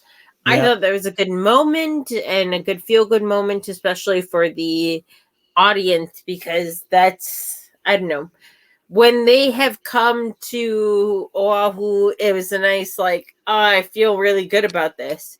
Yeah. I wasn't surprised about the finish for it, especially because Omos is Omos and AJ Styles is AJ Styles. Mm-hmm. I was a little disappointed, but I don't know. The match as a whole felt predictable yet underwhelming. I shouldn't say somehow, because it was pretty clear going in that AJ Styles and Omos were going to win, especially because Omos is a full, and I will say this to the chat, a full 2 feet taller than me, over 2 feet taller than me. Wow. I am 5'2", he is 7'3". I am short as bleep. You're coming up to his waistline, I think. Isn't that right? At best. Wow. Yes. Jeez. So it wasn't surprising to me that Omos won, especially because they kind of built him up as this sort of unstoppable juggernaut going into WrestleMania and going into a lot of his matches. It hurt me a little bit because New Day has been built up as this feel-good faction, sort of representative of the WWE and the WWE's vision of pro wrestling as a whole, as far as the power of positivity and, as long as you believe, you can accomplish anything and blah da da da da. And I hate to sort of be negative on that, but it wasn't too surprising to me that Omos was going to be able to completely destroy that. Right. And I didn't dislike this match. I don't know if there's ever been a wrestling match that I've openly disliked. I'm sure there's one that I haven't seen yet, but I didn't dislike this match, but it just felt very, for lack of a better word, like a cheap shot. Like, we knew it was going to happen, and it wasn't surprising that it happened, but man, was it just sort of like a pop out of nowhere, especially when he did the boot on the chest on Kofi to get that 1, 2, 3. It was very discouraging. I'm happy for Omos because I hope this is some sort of push for him. And I know I said on our group chat, WrestleMania next year, Omos versus Braun Strowman. Braun Strowman, yeah. But I don't know. It was just sort of hollow and disappointing for me. It wasn't surprising to me. I wasn't really excited for this match. No, I wasn't surprised by it. So I don't know if that's different from everyone else in the world or even from you guys, but it was just sort of like it happened. It happened, yeah. And by the way, he almost didn't just put his foot on Kofi. He put his foot on Kofi's chest and then decided to do a little dig in the chest. Did anyone notice that too? It's like, yeah, yikes. It hurt me. Yeah, it's like, dude, all right, cool. I guess that's where we're going with it. Anyway, Mitch, what'd you think? I knew they were going to win. New Day needed to take a break from the belts. I mean, they don't really need the belts, to be honest. They don't need anything at this point. They're over way over. Way. What I loved about this match is Kofi and Xavier talking about tag team wrestling. Like, this is how you tag. This is how you cut off the ring. You're not AJ. You're not gonna get the tag because you're on your hour half. When they were talking, hour half of the ring. Oh, where are you going, AJ? No, that's not tag team. We don't do that. Come on. So he takes that actually. The trash talk was great. About tag team wrestling made the match even better. We all knew what was going to happen when AJ tagged Omos. I mean, if you didn't know, you should not be watching wrestling. If you think Kofi's going to suplex Omos, you're out of your mind. Yeah. It's so true. I mean, wrestling is wrestling. You can, if you've been a fan for years, you know what's going to happen most of the time. Nope. Right. Other than that, I mean, it was a good match. It was quick. It was a little quicker than I thought. Well, once again, it's because the rain delay, everything got squished. Mm-hmm. So no doubt. What about you, JJ? What do you think? Greatest match on the card. No. it was doomsday for the New Day. It was doomsday for the New Day. Absolutely. Okay, so it is what it is. It was more of a showcase to Omos. Okay, it was to showcase him. It was all about him. Okay, right. But in the midst of all of that, they had to showcase tag team wrestling. Well, when going back to what Mitch said, it was so awesome to see them trash talk on how this is how you do a tag, this is how you do a hot tag or whatever. And he's calling the match, loudly where everyone can hear. And I've heard some spots are like, "Hey, you okay?" Right, right, Like right, I right. heard I heard a little intricates in there, and but they let it go anyway. I mean, it's life, it's their life, pal. Yeah. But but uh, but anyway, it basically showcased Omos, coming from being the big ninja, to this guy. He's the Mr. Hughes of the new millennium. Agreed. Agreed. And like He's a you he's said, a I think you're right. I think you're right, it's JJ. It's just yeah. one of those just one of those really simple matches. Get Yeah. almost over and then get out. Yeah, and then like and also too, AJ is now Grand Slam champion. So he got his thing. Right? That's right. hmm Wow, you're He is right. the He's and he's the first Grand Slam champion that was not a product of the WWE. oh, that's Ah, interesting. you're right. hmm He Wow. didn't come up from NXT. Okay, he didn't go to FCW. That's right. You're right, sir.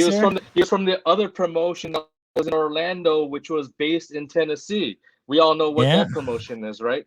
Yes, we So do. for him to for so he has that he's a Grand Slam champion, so he got that award. Okay, the New Day, of course, didn't need the belts. Okay, they're already done. They've had the belts 11, 12 times, 250 times. I don't know whatever it is, but but think back a little bit. Okay, a few months back. Didn't Xavier Woods say that he wanted to go for a run as King of the Ring? He might Remember that? have. Yeah, he might have. He's like he didn't mention any other title like Intercontinental, US title, whatever, like a singles title. He wanted to be the one that everyone laughed at, and that was the King of the Ring. He's like, he wants to be King of the Ring. So they may even bring that back this year because King Corbin's been king for 2 years, right?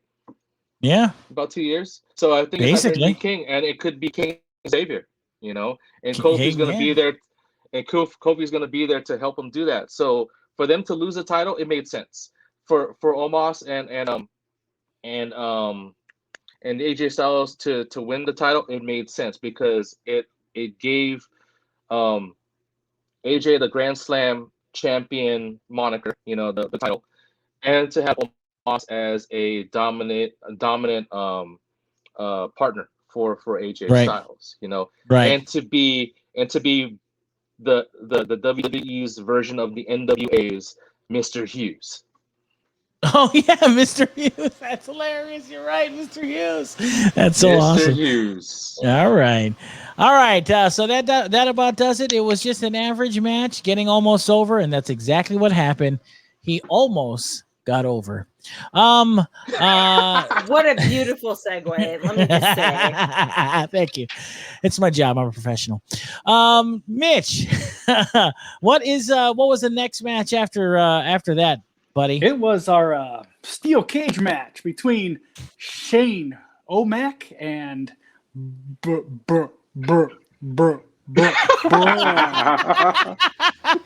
Oh, My silver fox daddy, Shane O'Mac. Yes. I'm getting flashbacks to ECW of the Dudley Boys. Let's get ready to do.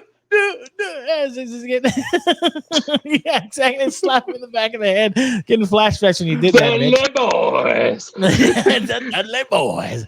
Yeah. Anyway, this was the Brain versus Braun match. This is what it was. This. Let's be honest. This match had really no build, or I should say, the build was so quick that it just passed over everybody really fast. And in my estimation, I think that this match would have been better spent if Braun Strowman had taken on anybody else. Anybody. And when I say anybody else, I'm meaning one person specifically. I think if it was a WrestleMania match with Keith Lee, I think that would have been off charts. Okay. Having no disrespect to Shane because he's great, but the build for this was nothing. It meant nothing to, at least to me, it meant nothing, I don't think, to anybody. The lesson that they were trying to teach made no sense because now it just goes to show you that even the guy who's supposedly the bully gets his butt kicked by the guy with all the brawn. And we already know he has all the brawn because you can see it on him and he kicks his ass. Cool. No pun intended. But for me, I think the highlight of that match, for me was probably the obvious one. And the only thing that I really went, ooh, that's cool, is when when Shane is going out of the ring, Braun stops him, and then he pulls and he yanks the cage off of the hinges there, and he yanks it off. And I was like, that's good. I said that was good. If that, and now think about this. If this were a steel cage match, and think about this, if that were Braun Strowman pulling that cage down, pulling Keith Lee in, that would be much better. But overall, I thought that the match went exactly the way it was supposed to. It was a very generic, kind of a very simple match. It was Braun Strowman trying to get Braun over. And at this point in your career, at this point in WWE, if you can't get Braun over, there's something going on with Braun then. Braun has had every single chance in the book. Braun is the same guy that beat Brock. Is it not Brock, but or was it Brock? Goldberg. Thank you. It wasn't Brock. It was Goldberg. He beat Goldberg. Okay. And if you can't get Braun over after beating Goldberg, what are we doing with this guy? We have to do something with this guy. And by the way, the Strowman Express does nothing for me. So I wasn't going toot at all. But for me, kind of this was a match that I could have skipped all the way. I mean, it was fairly decent. The only the thing that moves it forward is the fact that Shane is fairly competent in the ring. But yeah, I was glad when it was over. I was just glad it was over. Anyway, Mitch, what do you think? It was what it was. I mean, Shane, you knew there was going to be interference. You knew Shane was going to take a big bump. And you knew Strowman was going to win. I mean, that if you can't get over by Goldberg or the feud you were in with The Fiend. Everybody forgets about him and The Fiend. Too. Exactly. So. Where did that go? What? There was nothing resolved. Nothing. Nope. It just went away. Yeah. Other than that, 100%. I'm good. I can. Yeah. Thank you. This match. Thank you, JJ. What'd you think? This was Raw Overground. Underground. Raw Overground. Overground. That's good. I like it. Okay. So watching this match, okay, prior to watching WrestleMania, I was in the car, and I was driving from the post office back home, and I had Rap Replinger on in my truck, right? So if you know, so those listening, if you know old school Hawaii comedy, Rap Replinger, Raps Hawaii, he had that one comedy skit on his album called Bucks for Lolos. Okay. So and when the match was going, the whole like Braun is stupid, but I was like, Braun for Lolos, Braun for Lolos, Braun for Lolos. So like that's hilarious. He was fighting for the Lolos, bro. I'm telling you. This Hammer was fighting for the Lolos. He was fighting for us for the Lolos. JJ, as long as you're not saying Olos, it's all good, Yeah, he's not saying, definitely not saying that, bro. For the crazy guys, like for the dummies, like yeah. He was fighting for that Hammer was fighting for us, and again, one of those things where it could have either been a long bathroom break, or you're like, all right, I'm just gonna watch it because it's there, I think having Elias and Jackson Riker there, I mean, it had to enhance it somehow to he had a plan. He had a plan with the steel chair, and they're hitting him with the steel chair, and he went in there all banged up and stuff like that. So I saw the story happening in there, but it was one of those, like, again, I'll have to agree with Greg. They should have had Keith Lee up in that spot. Had Keith Lee up in there, do his thing, and just have these two forces go up against each other in a cage for I mean, Right. that's money, dude. Keith Lee And is money. not just money. What does it benefit Braun if he loses to Keith Lee in that spot, right? It benefits him nothing. He loses nothing. He's still Braun Strowman. But the fact of the matter is, if Keith goes over on Braun, I think that's a big win for Keith. It doesn't, so that's where I'm at with that. But anyway, Angie, what did you think? You seem pretty animated. What did you think of this match? Yeah. All right. So I gotta say I agree with JJ on certain things. I agree with Mitchell on certain things. Mm-hmm. I, as the resident Shane McMahon Silver Fox Daddy fangirl. Oh, look at you. in this chat. The only girl. I liked that Shane got to put up some sort of offense, but it wasn't surprising to me at all. Like, I felt that they could have done more to make it, I don't know, higher stakes or some sort of, I don't know, a less predictable outcome. Right, like very if Braun loses, he has to take a test. He has to take like an intelligence test or something. Right, it very much seemed like this was all to get over Braun Strowman, and I think I texted you guys about this, where it was very much like Strowman's going over on this, and it didn't really have any purpose to me going in, especially because of how both characters have been built. Yeah, again, going into WrestleMania. And as you know, I love my Silver Fox Shane O'Mac, I should say.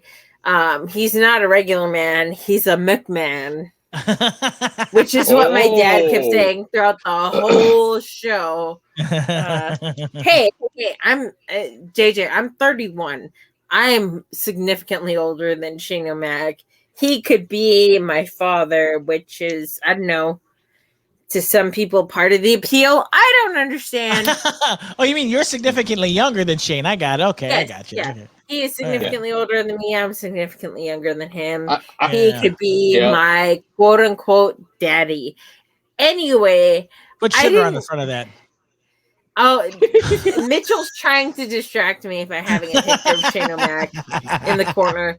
I'll have you know, when I went to Louisiana and I watched SmackDown Live, he was doing the like fist bumps to everyone in the audience, and he fist bumped to my palm. So I feel like we have a special connection. Oh, good for you! Yeah, that's gonna taint your review of this match. I teared up a little bit. Not gonna front. I'm gonna be 100% cards on the table. Shane McMahon is my Silver Fox zaddy.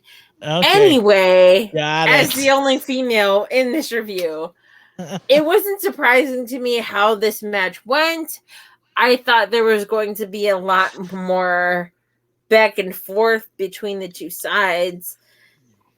You know, I felt that Jackson Riker and Elias were ineffectual overall, which is a disservice to both of them. Like, they felt like afterthoughts. They didn't feel very helpful at the beginning, pre-match, or even during the match. I didn't feel like they were a threat at all.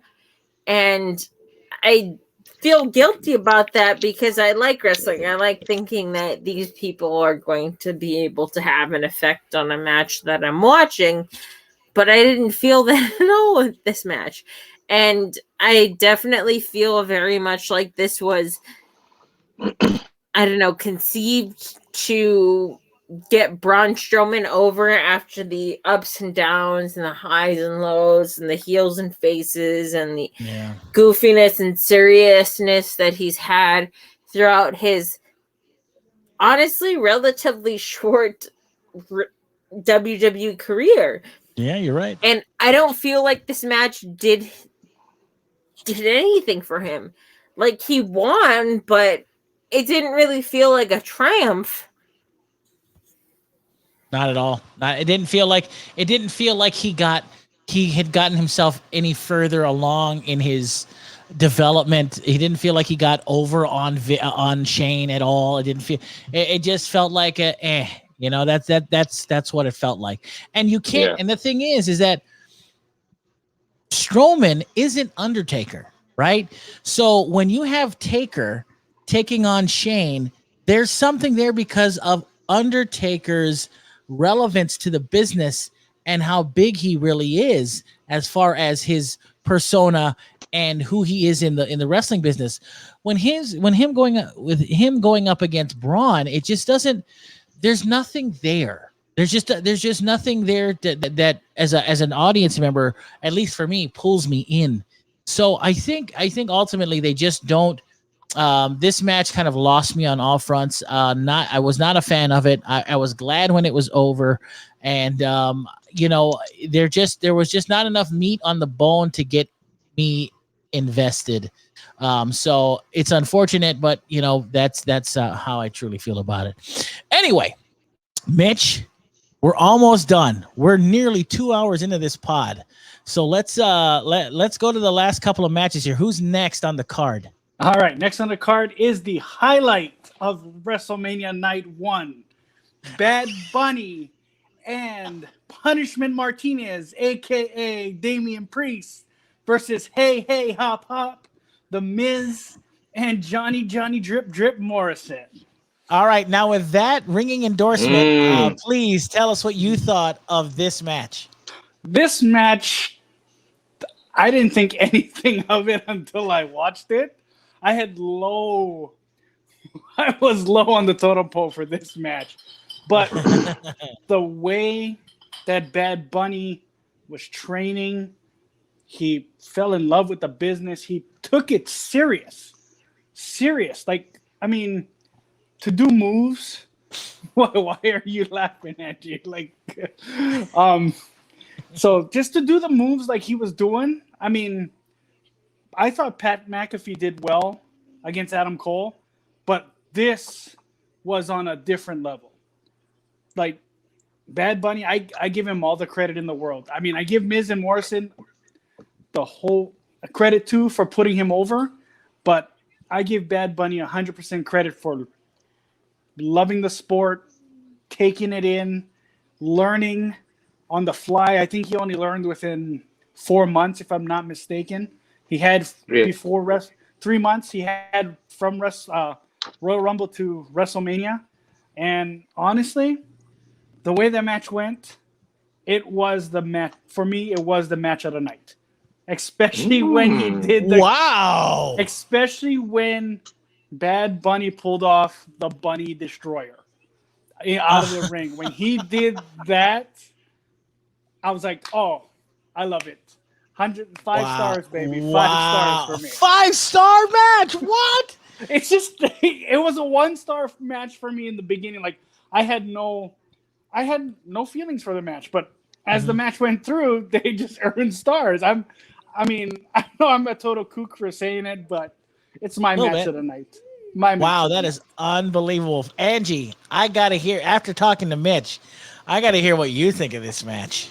I like how you always have me after Mitchell because you feel like I'm gonna like scrap him. I have to agree with him on certain points. I like this match a lot. Throughout the match, you could tell that Bad Bunny had a deep respect for wrestling. You know, he's a fan from entrance to end bell. You could tell that he was super stoked to be part of it. It meant a lot to him to sort of have a role within the professional wrestling world. And even in the match, you could see little bits and pieces. He wasn't as polished as anyone that trains in the Performance Center regularly, of course. But you could see that, especially with the Bunny Destroyer and even the Crossbody, you could tell that he took this seriously. And I really liked that respect that he showed to professional wrestling. And I mean, if you couldn't tell that he liked professional wrestling from Royal Rumble when he wrote a song for Booker T, this match at WrestleMania made it very, very clear. And I couldn't help but respect him from, like I said, from bell to bell. Miz and Morrison, I couldn't imagine two people better suited to be the heels in this match. Agreed. Two more punchable faces, right? Two more people that could be the heels that this match needed them to be, so 100%. that the fans would pop for, be stoked for, get behind Bad Bunny and especially Damian Priest. Right. As a person that is a very big fan of Damian Priest, aka Punishment Martinez, back when he was in back when he was, I was going to say WWE, back when he was in Ring of Honor, I really appreciated the respect they showed him as a considerable threat to their ability to win this match. And I like Punishment Martinez. He was the person that Jeff Cobb had to beat for the Ring of Honor television title. Right. And Jeff Cobb, as you know, is a very big figure in Hawaii wrestling. So that's a big thing. Yeah. Agreed. And I liked that both Punishment Martinez, both Damian Priest and Bad Bunny took this match seriously enough that it shows that they went into the match with at least a workable knowledge of wrestling as far as wins, losses, heels, faces, wrestling moves to non-wrestling moves, so that Bad Bunny could win with a conceivable finish. And I liked that. I didn't like that a wrestler or that a non-wrestler got pinned by a wrestler, but I understood as far as the story went along that it made sense. And Bad Bunny as a non-wrestler has a whole bunch of respect for the WWE, for wrestling in general. You could see it. I mean, he wrote a song for Booker T at Royal Rumble. He has a deep level of respect, of love for professional wrestling. And I can tell in the matches before WrestleMania and even in WrestleMania that this means a lot to him to be able to participate in, that he's not taking it for granted. So that's what I really liked about this match. The finish wasn't a surprise to me at all, especially when the people that were in Easter Bunny costumes started flooding into the Raymond James Center. Like, it wasn't surprising to me, but I was glad overall for the finish of Bad Bunny being the fan that found success elsewhere and was able to come into the WWE, get the victory, for Punishment Martinez, aka Damian Priest, to be along for the ride, for all of these people that were in the match to show that pro wrestling, even if maybe it's not in your main focus and it's in your sort of side mirrors, that it's important to people and that it's relevant to people and that people actually care about it. As much as I sort of bristled against this sort of celebrity match, I liked that it was paid the proper amount of respect. Sorry for that long-winded response. Hey, but that's all we want here, Angie. Yeah. That's all we want. JJ, what do you think, buddy? Okay, so let's take it back just a little bit, okay? So you know how Bad Bunny, international superstar, of course, in Latino hip hop and of course mainstream music, all right? So in his tiny island of Puerto Rico, okay, he was a fan of wrestling. Now there's a promotion in Puerto Rico that everyone knows, okay, that's run by the Colones. So he's been watching that wrestling too, along with WWE or WCW, you know. You know he has a vast knowledge of wrestling because everyone knows the Colones over there, okay, and everyone knows, you know, WWE and WCW, and he watched and he's expressed it thoroughly that he's a fan, okay. Going into this match,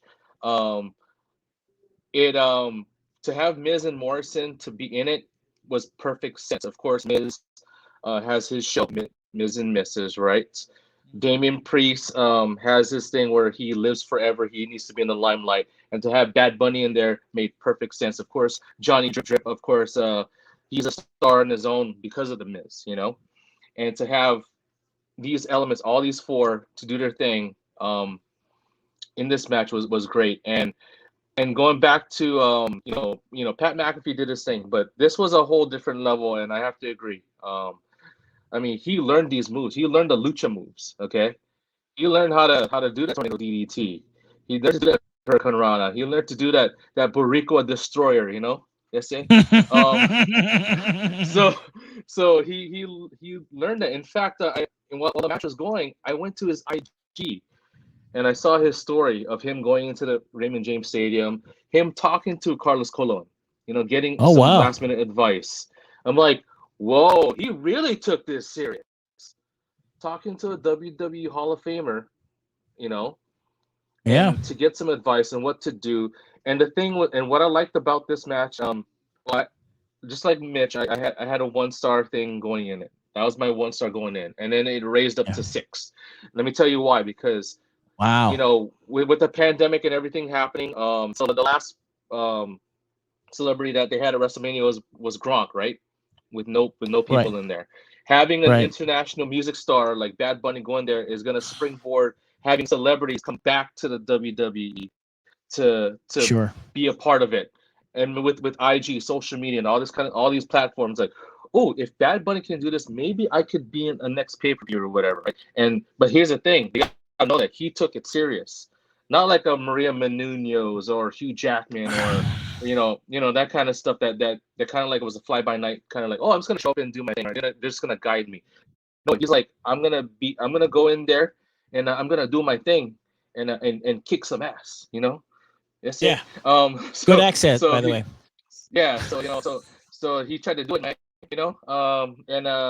he did it. He did his thing, and you know what? And I have to agree, it was a highlight. It was a highlight, and I enjoyed it. I have more respect for Bad Bunny. In fact, you should download his music. Try to take a listen, especially to that Booker T track. That was a good. Wow. That's a cool song, especially when you bump in that in your truck, man. I'll tell you.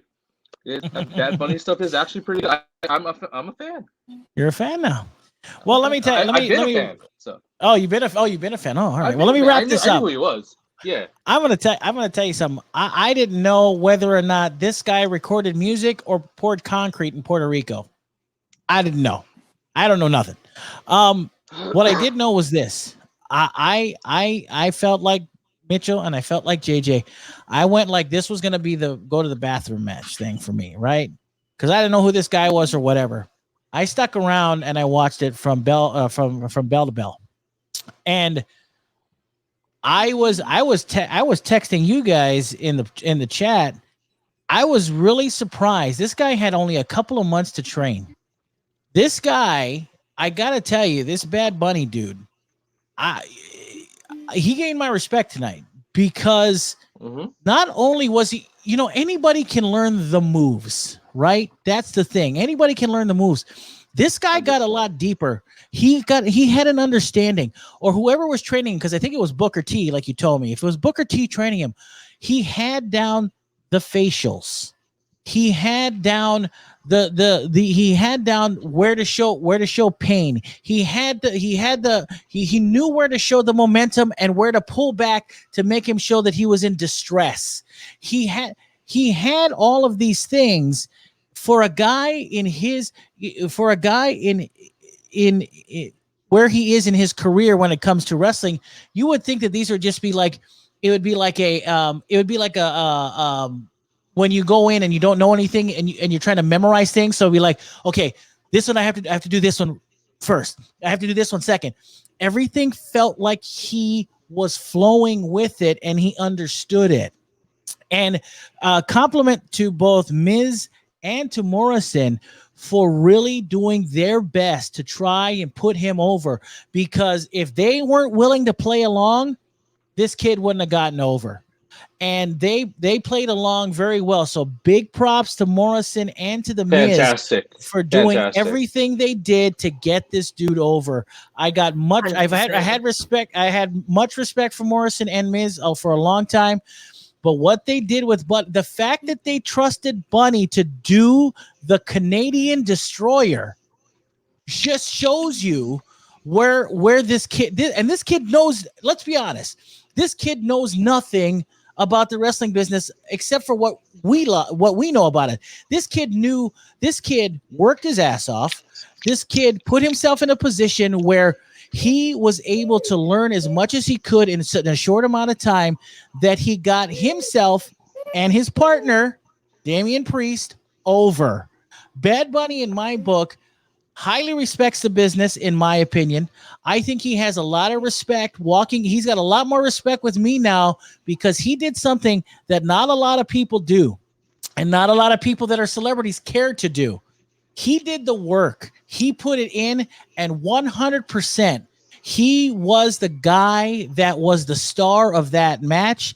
And in some ways, I think that Miz and Morrison are also the other superstars in that match because they did everything they could to do what was best for Bunny, and props to them for that. So without a doubt, I got to say that even though this wasn't a 5-star match, this is one of the best celebrity type matches that there's ever been on any card, period. And I tell you what, I got to say this too. The fact that they started the match with Bunny, I thought was a very interesting move, because normally it's the opposite. You tag in the celebrity. They started with him so that he could get his butt kicked, right? That was brilliant. That was something that I didn't expect to see, because you would thought he was going to be the hero. He didn't want to be the hero. He went in wanting to do the work, and that was awesome. And he landed the crossbody off the top rope perfectly. Both of them, by the way, both of them, the one to the floor and then the one in the ring. So if there is a MVP for WrestleMania Day 1, I think it goes to Bad Bunny. Without a doubt. I was in shock. I was in shock at how much I liked that match and how good he actually was, because he seemed to have a brain for the business. Every time they cut to the camera to him, he'd be on the floor and his face looked like he was in such distress and his mouth was open and he just couldn't get to Damian. He was right there and he couldn't do it. And he was crawling himself on the ropes like he didn't know what he was doing. And he looked like by the way, he looked like he was out of breath, but damn, that boy had some stamina. So good on him, because normally guys like him would blow up. He didn't. At least I didn't think it didn't look like he blew up at all. So props to him. And for what it's worth, I think that is one of the better matches on night 1 of WrestleMania 37, bar none. Matter of fact, I'm gonna throw a little shade to the other part of the card. I think that this match was better than Lashley and McIntyre. Ooh. So yeah, that's a little shade, but if I had to compare, I'm not gonna lie, because I was not maybe my expectations were so low and they were blown through the roof. But yeah, most props to everybody in that match. Props to Damian, props to Bad Bunny, and most importantly, props to Miz and Morrison for doing a damn good job at working together with a guy who's not in the business, and Bad Bunny having the respect enough for the business to work his ass off and to get these guys in his corner. So good on him. And I wouldn't mind seeing him in the future if he wanted to get into the ring. He's already a Hall of Famer. So. He's already a future Hall of Fame. Celebrity Wing Hall of Famer. 2022, baby. 2022. It's done. He's already Hall of Fame. He's already in. All right. Yeah. Last but certainly not least, but let's wrap this thing up. Good Lord, we've been talking for 2 hours, but let's do it. Last but not least was the WWE Women's Championship match between Bianca Belair and the champion Sasha Banks. Not only making history for women, not only making history for Black women, but more importantly, just making history, period. These two women, in my estimation, are at the top of their game when it comes to wrestling, period. Okay? I think JBL said it best in the beginning, in the pre-show, that these women are just making history, period. There's nothing else they did. So with that in mind, Angie, I know you turned your camera off, but I think I want to go to you first because you have a heart for women's wrestling, and I want to know this was the match. And to be fair to me and Mitchell were worried about this being the main event of day one. To be fair, we thought that we were worried about this being the day one main event. And I'll get to my points and we'll get to everybody else's points. But first, Angie, what did you think of the main event between Bianca Belair and Sasha Banks? All right, so I turned off my camera so I could run and grab these rings. Ooh, look at you, Miss Legit Boss. Wait, hang on a sec. Hang on. Do that again. There it is. Look at that. Yeah. Look at you. Okay. And I will admit, as I flash these some more, I was 100% into thinking, especially after how WWE pushed that yesterday, the 9th, was Bianca Belair's birthday. I was like, she's going to win today. She's going to win today. And then going through all of the matches in WrestleMania Night 1, it wasn't surprising to me that she won. And I think, and this may be a perspective of mine that is different from others, but it was very much, the feel of it to me was very much a homegrown talent versus an indie talent that was able to make it in the WWE. AKA Bianca Belair, who has always been Bianca Belair, versus Sasha Banks, aka Mercedes KV, who was wrestled in the independent circuit. Right. And both these women are super talented. Their wrestling styles are very, very different from one another. And I was super stoked that this was the main event. I thought that it deserved to be, especially because of the fact that WrestleMania is 2 nights. You can have 2 main events for each night, one on night 1, one on night 2. And especially since you promised that the Royal Rumble winner gets the main event at WrestleMania, it makes sense to have one be night 1, the other be night 2. And this one was the one that I was much more excited for. No disrespect to Edge, Roman, or Daniel Bryan. But no disrespect to any of them. But I liked that they were able to give this time, especially this match, on night 1 of WrestleMania, especially if they're going to copy New Japan and have two nights of a pay-per-view. And this is my shade.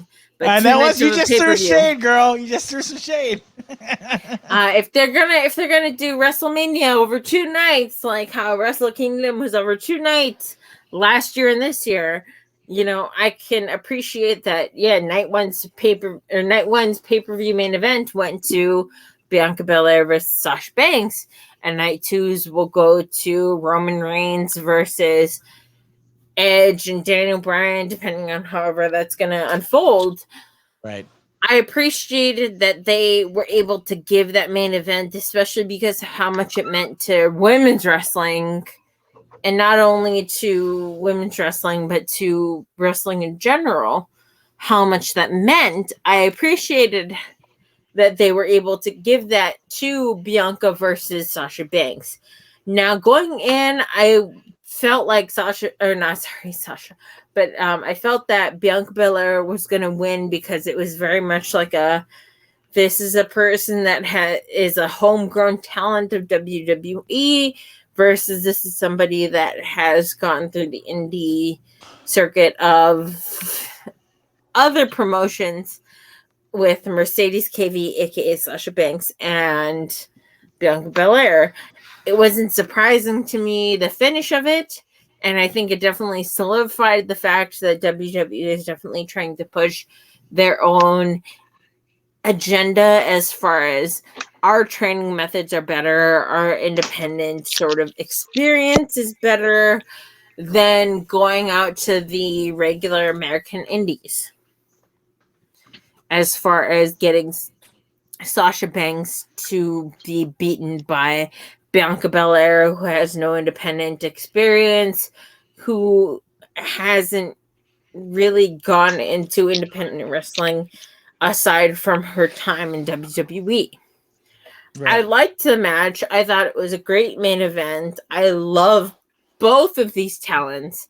As you know, I have as I put them back on, the legit boss rings, which I will admit I didn't buy for myself because I'm terrible. Somebody else bought them for me. And I do have a Bianca Belair shirt on the way, hopefully. Ooh, look at you. Unless it gets lost in the mail. As you guys all know, living in Hawaii, a lot of stuff gets lost in the mail. A lot of stuff gets charged extra for having to ship over to our state versus to the mainland. So it's a very tenuous situation. So hopefully I eventually get it. I got the Res EST Omania shirt of Bianca Belair, because I was really stoked about it and I really believe in her. I like her. I think she is a person that has taken to pro wrestling better than both Matt Riddle and Kurt Angle. As far as being able to get fans behind her, as far as being able to break into the main event scene, and especially as a woman, I think she has done a lot as far as women's wrestling and getting people to believe in it over perhaps people that had cut their teeth in the independent circuit and have gone to the WWE. But I liked this match. As I've shown you guys, I'm not going to be able to wear my legit boss rings now because she lost. But it wasn't surprising to me that Bianca won because it was definitely not only deserved, she's worked super hard for it, I should say, but as a representative of the WWE training system, someone who hasn't been in the independent circuit prior to coming to WWE, this was the best way to show that the WWE system is better than everywhere else. And so for a homegrown talent like Bianca Belair to win and beat Sasha Banks, aka Mercedes KV, when she was in CZW and other independent promotions, like it made sense that she was able to triumph over all of these other smaller independent promotions that have had their top stars sent to WWE and shown that they weren't the best compared to WWE training styles. I don't know if that's cynical of me, but it didn't surprise me in that Bianca Belair's homegrown talent went over. Yeah. I agree. Now, Mitchell, it's your time to tell me why everything what Angie just said is wrong. Magna F, Wow. Mitchell. As much as I He's just salty because he lost his title to me. I'm just going to say it right now. I'm not at all. As much as I want to disagree with Angie, I 100% agree with her. This match was awesome. WWE showed the world they put on a great women's match without spilling blood. And that's a rip on AEW.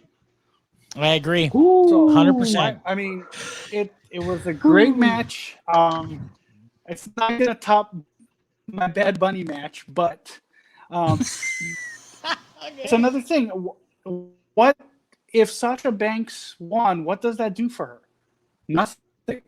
She's still the Nothing. champ. This has more to do with Bel-Air than anything else. What I don't want to happen going forward is that Bel-Air is a placeholder for that title for the impending return of either Ronda Rousey or Charlotte Becky Flair Lynch. Or Charlotte. or Charlotte. That's what I worry about, is that she's going to be the placeholder, the gatekeeper of the title. It's true. Not saying that WWE hot potatoes enter their titles like New Japan now with their heavyweight title. It's like every week we have a different champ. I mean, just saying. Hey, let's give it to Ibushi. Let's give it to whoever. I don't know who's the champ now. I'm the champ now. They gave me the belt, and I didn't know. The champ now. Oh, your JJ's the champ now. Hey, I'm the champ now for everybody. New Japan. I would rather Hey, you JJ want than it? I'll give it to Ospreay. you. And I'm sorry to interrupt, but yeah. Hey, do you want Mitch? Do you want the me. belt? I can give it to you. Look at me. I'll take the belt. Hey. I'm the champ now. I'm the champ. Look at me. I'm the champ now. Done. But no. Hey, that's my one worry about this, is that she'll be a placeholder champ, and that's It's a good worry. It's a good worry. That's, if she's gonna be that, you might as well had Sasha Banks win. If that's what it is, it's just a placeholder. It's a good point. But other than that, great match. Great match. All I got. JJ, what about you, sir? What'd you think? Well, I thought it was great. Yeah, great match. Great ending to night one. Awesome match. I think with Bianca Belair winning, who I've been a fan of Bianca since she started in NXT. Okay. Right. When I saw her, like, okay, she's money, but it's all about how she gonna make that money, right? So flash forward to now, right? Now that she won the title, it's all about, is she gonna be the placeholder, or is she gonna be the one that's gonna carry the women's division stronger than ever than what Sasha Banks ever did? Okay. Right. I mean, she's the EST, right? The fastest, the strongest, the toughest, the EST. Right. And now it's time to prove it. Now you got the title. Now it's time to prove all of that you just said. 100%. From NXT to WWE, now it's time to prove that thing, because they're trusting you with that, and to beat the top female athlete in Sasha Banks, to do that. Now it's go time. It's go time from here. But let's go back to the match. I enjoyed it. I mean, I thought it was a good back and forth. I mean, there was a story to be told there. Yep. It was a great story. For both of them. I mean, they're both the best. I think so. And wow, and how was that snap of the hair, dude? Towards the end of the match. Dang, man, she's gonna have a welt on her stomach, bro. I cannot wait to see that thing. and the thing was, that welt was that was a smack heard around the world, and that welt was the welt seen around the world that didn't have to bleed. Yeah, it didn't have to get all freaking crimson masked. That's right. It didn't have to be a crimson belly. Okay, it didn't have to be. It's true. It didn't have to be a crimson belly. It didn't have to be a crimson mask. Period. Okay, because for real, that was an excellent match, and I'd say bravo to both ladies to do that. Oh, look at that. Look at that. Oh, that is a mean looking welt on her. Dang. Nasty, huh? Goodness, Sasha. Hey, Sasha, good job. Good job taking that hair whip. Yeah, and she didn't have to go through. She didn't have to go through thumbtacks. She didn't have to go through barbed wire. She didn't have to go through any of that. That's correct. It wasn't a high spot. It told stories. And when the story was told, okay, let's do a spot. 100%, JJ. 100%. I could not agree with you more, man. And when a story is told in the ring, you're invested into these athletes, okay? and Yes. you have a connection with them. Okay, like Yes. so for example, like okay, let's go back just a little bit real quick. Bianca Belair, when she was in NXT, I was connected to her because although she got her start, whatever, I mean, she was beginning to tell stories. Okay, those guys in NXT were telling stories, and like if I felt like I've hung out with her before, you know, Yes. I felt like I've seen her before. I felt like we've talked on the phone before. I've texted her before, like I slid into her DMs and she responded back. I thought that happened at one point, but it didn't. It didn't. But the thing was, bottom line, at the end of the day, it told a story. There was a win-win for both, and now it's time for Bianca Belair to prove herself that she is the EST moving forward in the WWE. I tell you what, that was very well said, JJ. I will agree with all of you about a couple of things. Number one, I think that this was probably this was a better match than I expected it to be.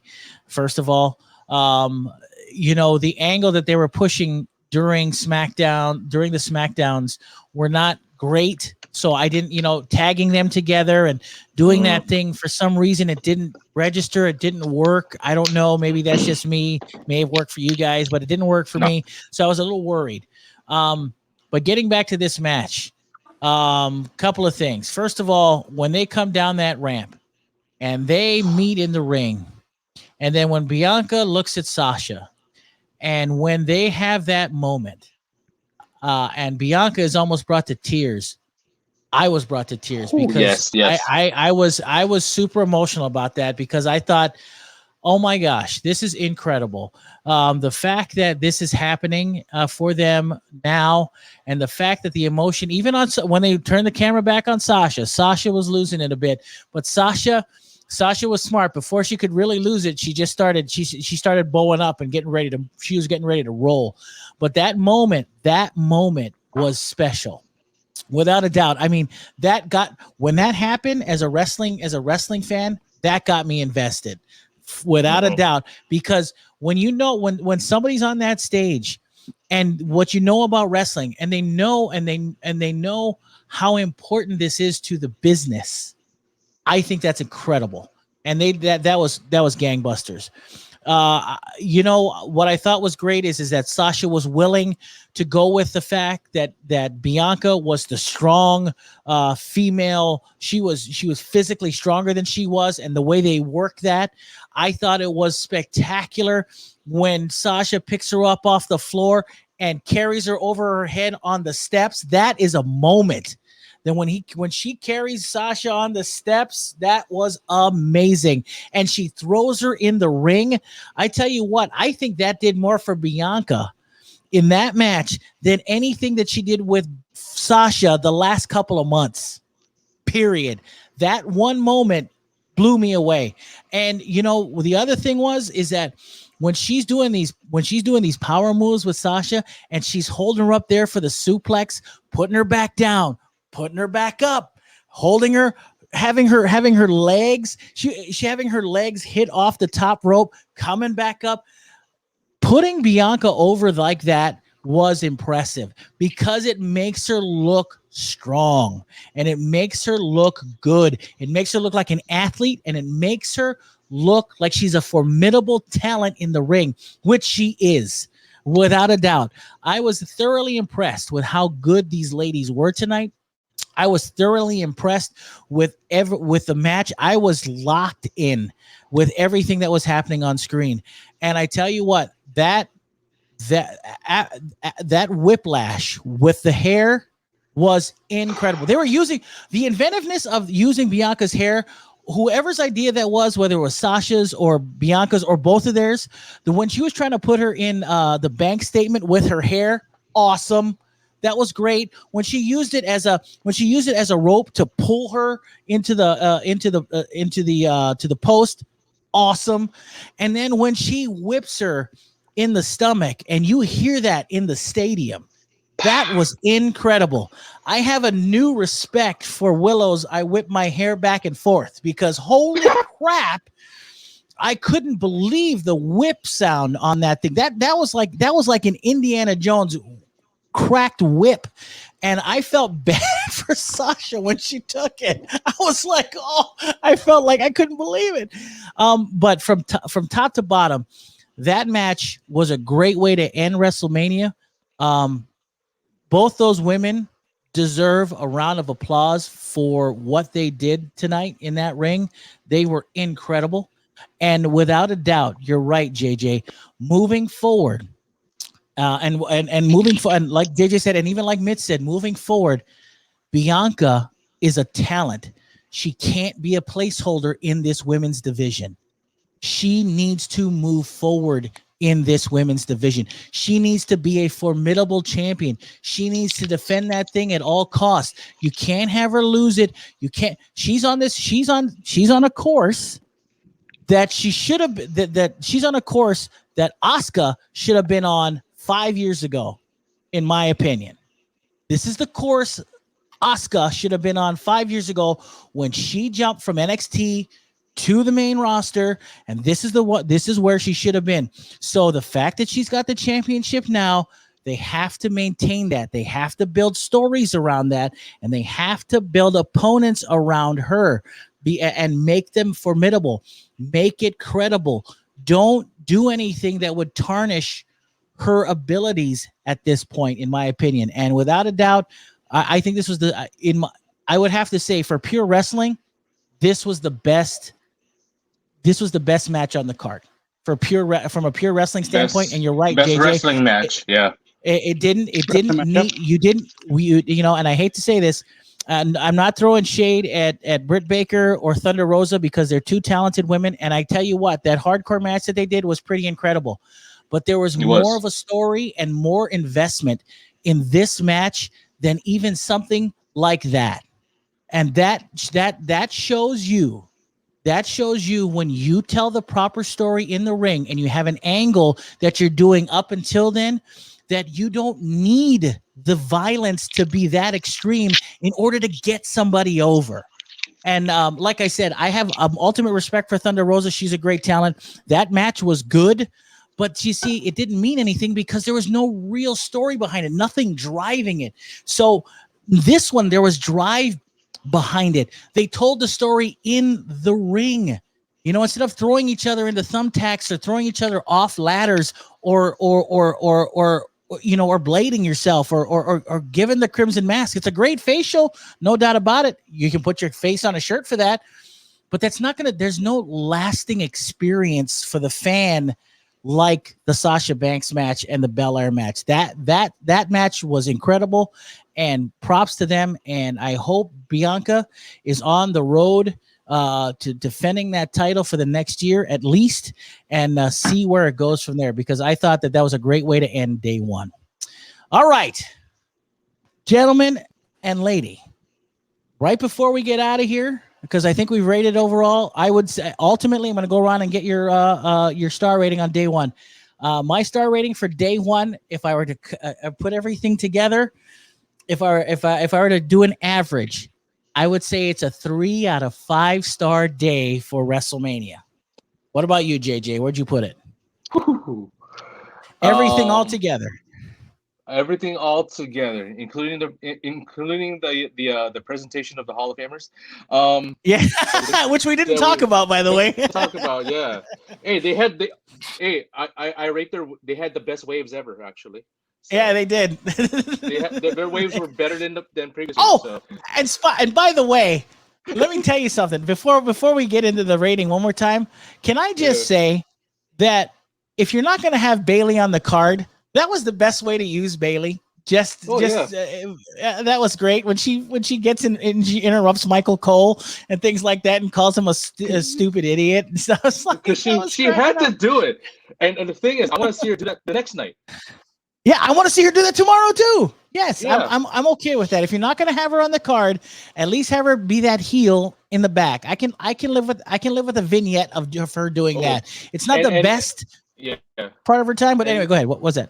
This is what I want to see. So I want to see with the Titus and Hulk being the host, and then her interrupting them, right? And like on like live in front of people, and then something happening to her, but but that's we'll talk about that tomorrow. But anyway, Yeah. rating. I'm gonna say it's gonna be a high 3.5. High 3.5. Very good. Angie, what about you? High 3.5. Good.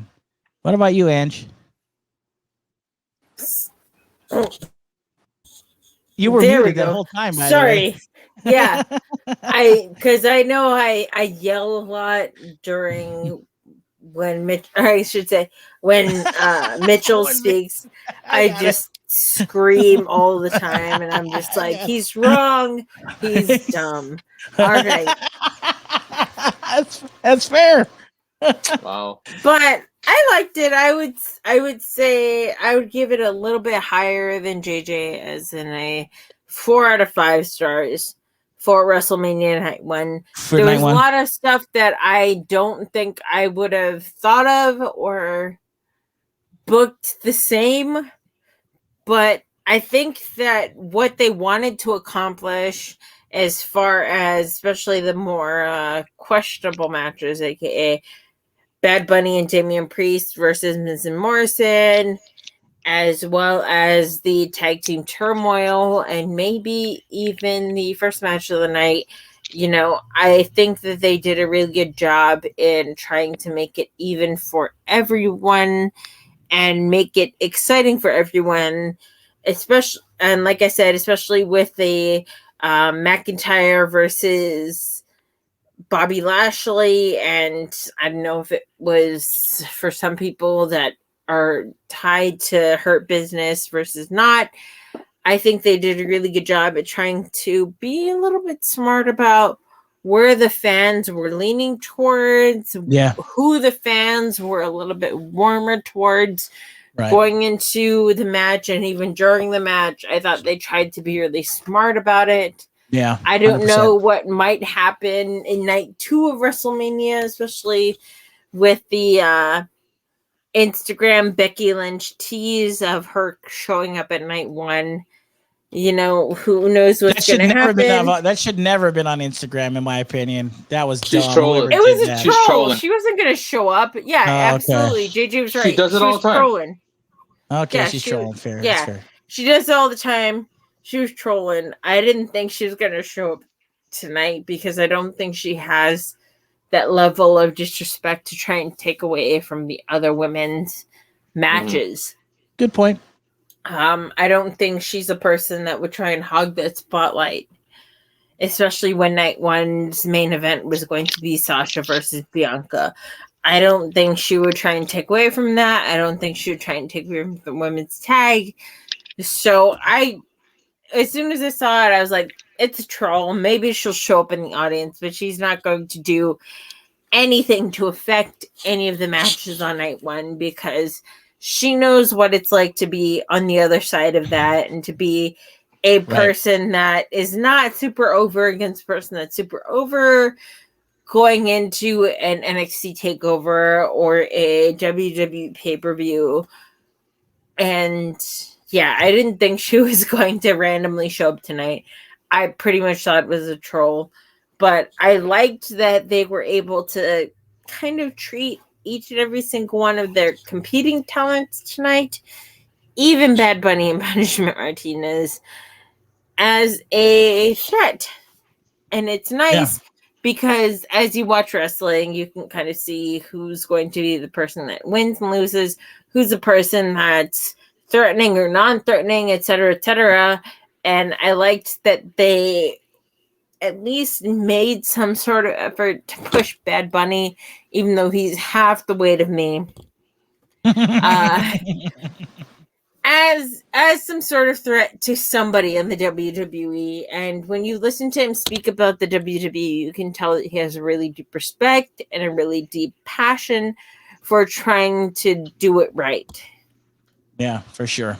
And what about you, Mitch? What would you give it? What would you give day 1, night 1? What'd you think? I'm gonna give it 6 stars. No, I'm just No. In all fairness, everything as a whole, gotta give it 3 3/4 stars. Can't go 4. What did it for me was not only Bad Bunny. Look, she's screaming Me again. She turned off her camera. Yeah, I muted she turned off her so. camera again. Oh, okay. Yeah. As a whole, Bad Bunny did great. The matches were, most of them were solid. Wish to give a little bit more time to the women's tag team match. From top to bottom, night one was good. Okay, I cool. just hope they use this as a stepping stone for night two, because the card on night two is a lot better than night one. Should be. Well, let really fast. Just one match that you're looking forward to when we do we're doing by the way, we're doing a podcast tomorrow night 2 of WrestleMania, our WrestleMania wrap up for night 2. JJ, the matches you're looking forward to for night 2. Ooh, night 2. I'm actually looking forward to the main event. Main event. Gotcha. Roman, Edge. Yeah, how how it's gonna play out, and I know we talked about this off camera before. Sure. On why it's a triple threat, and right. Thinking back on it, I get it, Sure. And I think with that match, I think there's gonna be a lot of stories to tell on this one. You got 3 good storytellers in there, okay, and we're gonna see a novel, in that ring. Yeah, and I agree. And Paul Heyman, of course, him being the advocate, he's just gonna let them go. He's like, you go right ahead. I'm just gonna sit back and just kind of, oh my god, that's all he's gonna do. That's what he's good at. That's his job. So that's his job tomorrow. And I'm looking forward to that. So that's the one, and we're gonna go with it. What about you, Angie? Which one match are you looking forward to for night 2? You don't even have to ask her. I can bring it up and she already know. All right, go ahead, Mitchell. No, go ahead. Go ahead and say it. We all know what you're gonna say. Come on. So my predictable match for night 2 is Sami versus Kevin, but I'm actually also really excited for the Universal Championship. I am very, I don't know if confused is the right word for it, but especially with the addition of the American Dragon, Daniel Bryan, I should say. Yeah. Into the match, I'm very curious as to what the finish is. When I first was watching it, when Daniel Bryan first was about to get added, I was like, oh, Daniel Bryan's going to go in and win, because the WWE is not having barricades and they're having an actual audience for WrestleMania back in business. And I know, and I could be wrong about this, but I know that Roman Reigns was a little hesitant about performing in front of actual audiences, especially with his medical condition, especially with everything going on, because some people are less respectful of mandates than other people. As we've seen. Yeah, it's a good point. But I am excited for what's going to happen in the main event, and I'm not sure who is going to walk out of WrestleMania Night 2 as champion, but I'm excited for the ride, and especially for that match and for Sami versus Kevin, because as all of you know, and as I know, they have a long-standing history with one another. Very. In the Indies, even in WWE, with NXT, and with all of the stuff they've gone through, even on the main roster, there's a long-standing narrative between them that I'm interested to see how it's going to happen. On a personal level, not to expose too much of my predictions, but I feel like they're both going to end up on the same side. Kevin's going to turn Sami face. They're going to walk out of WrestleMania on the opposite sides. Kevin's going to beat Sami. Sami's going to see the light. They're both going to walk out of WrestleMania as faces, with Kevin turning Sami face. That's what I predict, because that's the most ridiculous thing I can possibly think of as far as a clean finish. Could that also involve Sammy giving the haluva kick to Logan Paul, and then also Kevin Owens giving Logan Paul the stunner? Could that be it too? I think Logan Paul's gonna definitely catch stunner. I don't think he's gonna catch a haluva kick. Dadgummit. Yeah. I could be wrong. Again, I could be wrong. It would make sense for him to catch both. Yes, but I think as the special enforcer, Kevin's gonna hit a stunner on Logan Paul, but Sammy's gonna whiff a haluva kick on both of them. Oh yes. And what about you? But yeah. Yeah. What about you, Mitch? What about you? What match you looking forward to? Go ahead and antagonize me, Mitchell. You know what? If Angie didn't go with, didn't talk about the Kevin Owens Sami Zayn match, I was gonna throw a swerve and actually have Sami Zayn win that match, because it would probably mean more to Sami to win than Kevin Owens. I mean, Kevin Owens has had his moments in WrestleMania. Sami has not yet. So, as good friends, good point. I think Kevin would put Sami over. Wow. So that's amazing. But the match I am looking forward to is Asuka and Rhea Ripley. The one thing I want to look at this is if they're gonna screw over Asuka again. It's possible. Rhea Ripley, she's what I'm afraid of.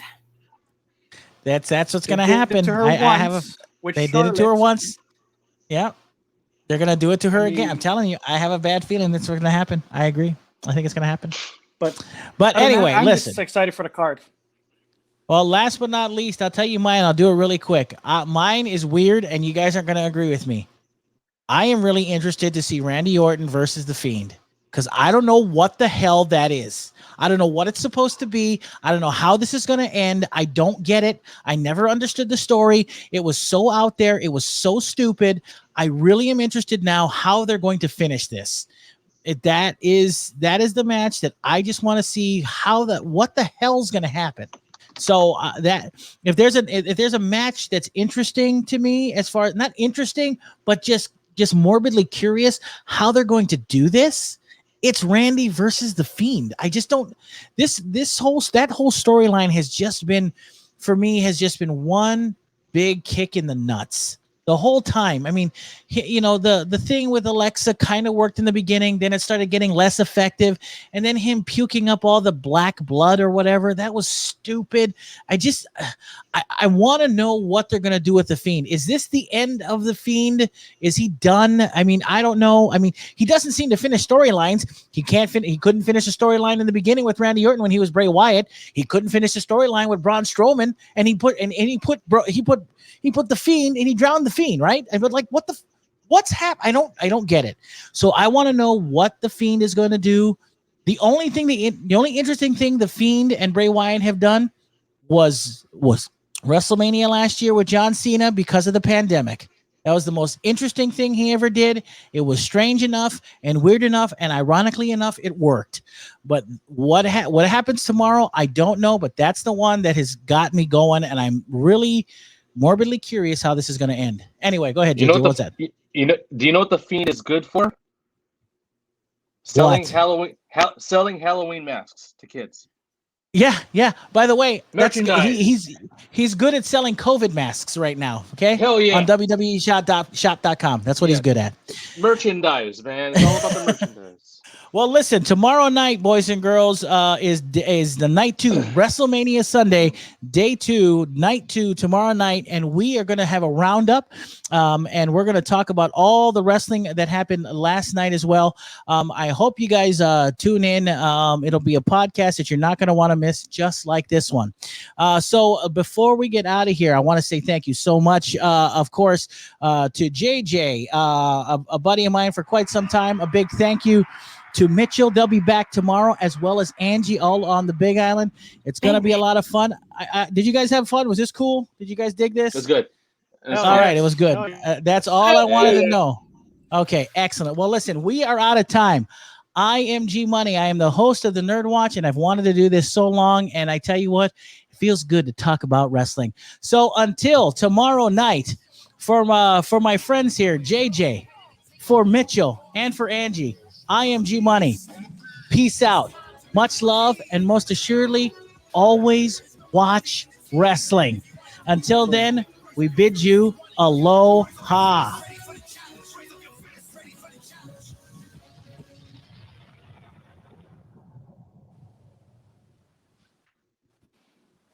All right, peeps. What do you think? Good times. Wow.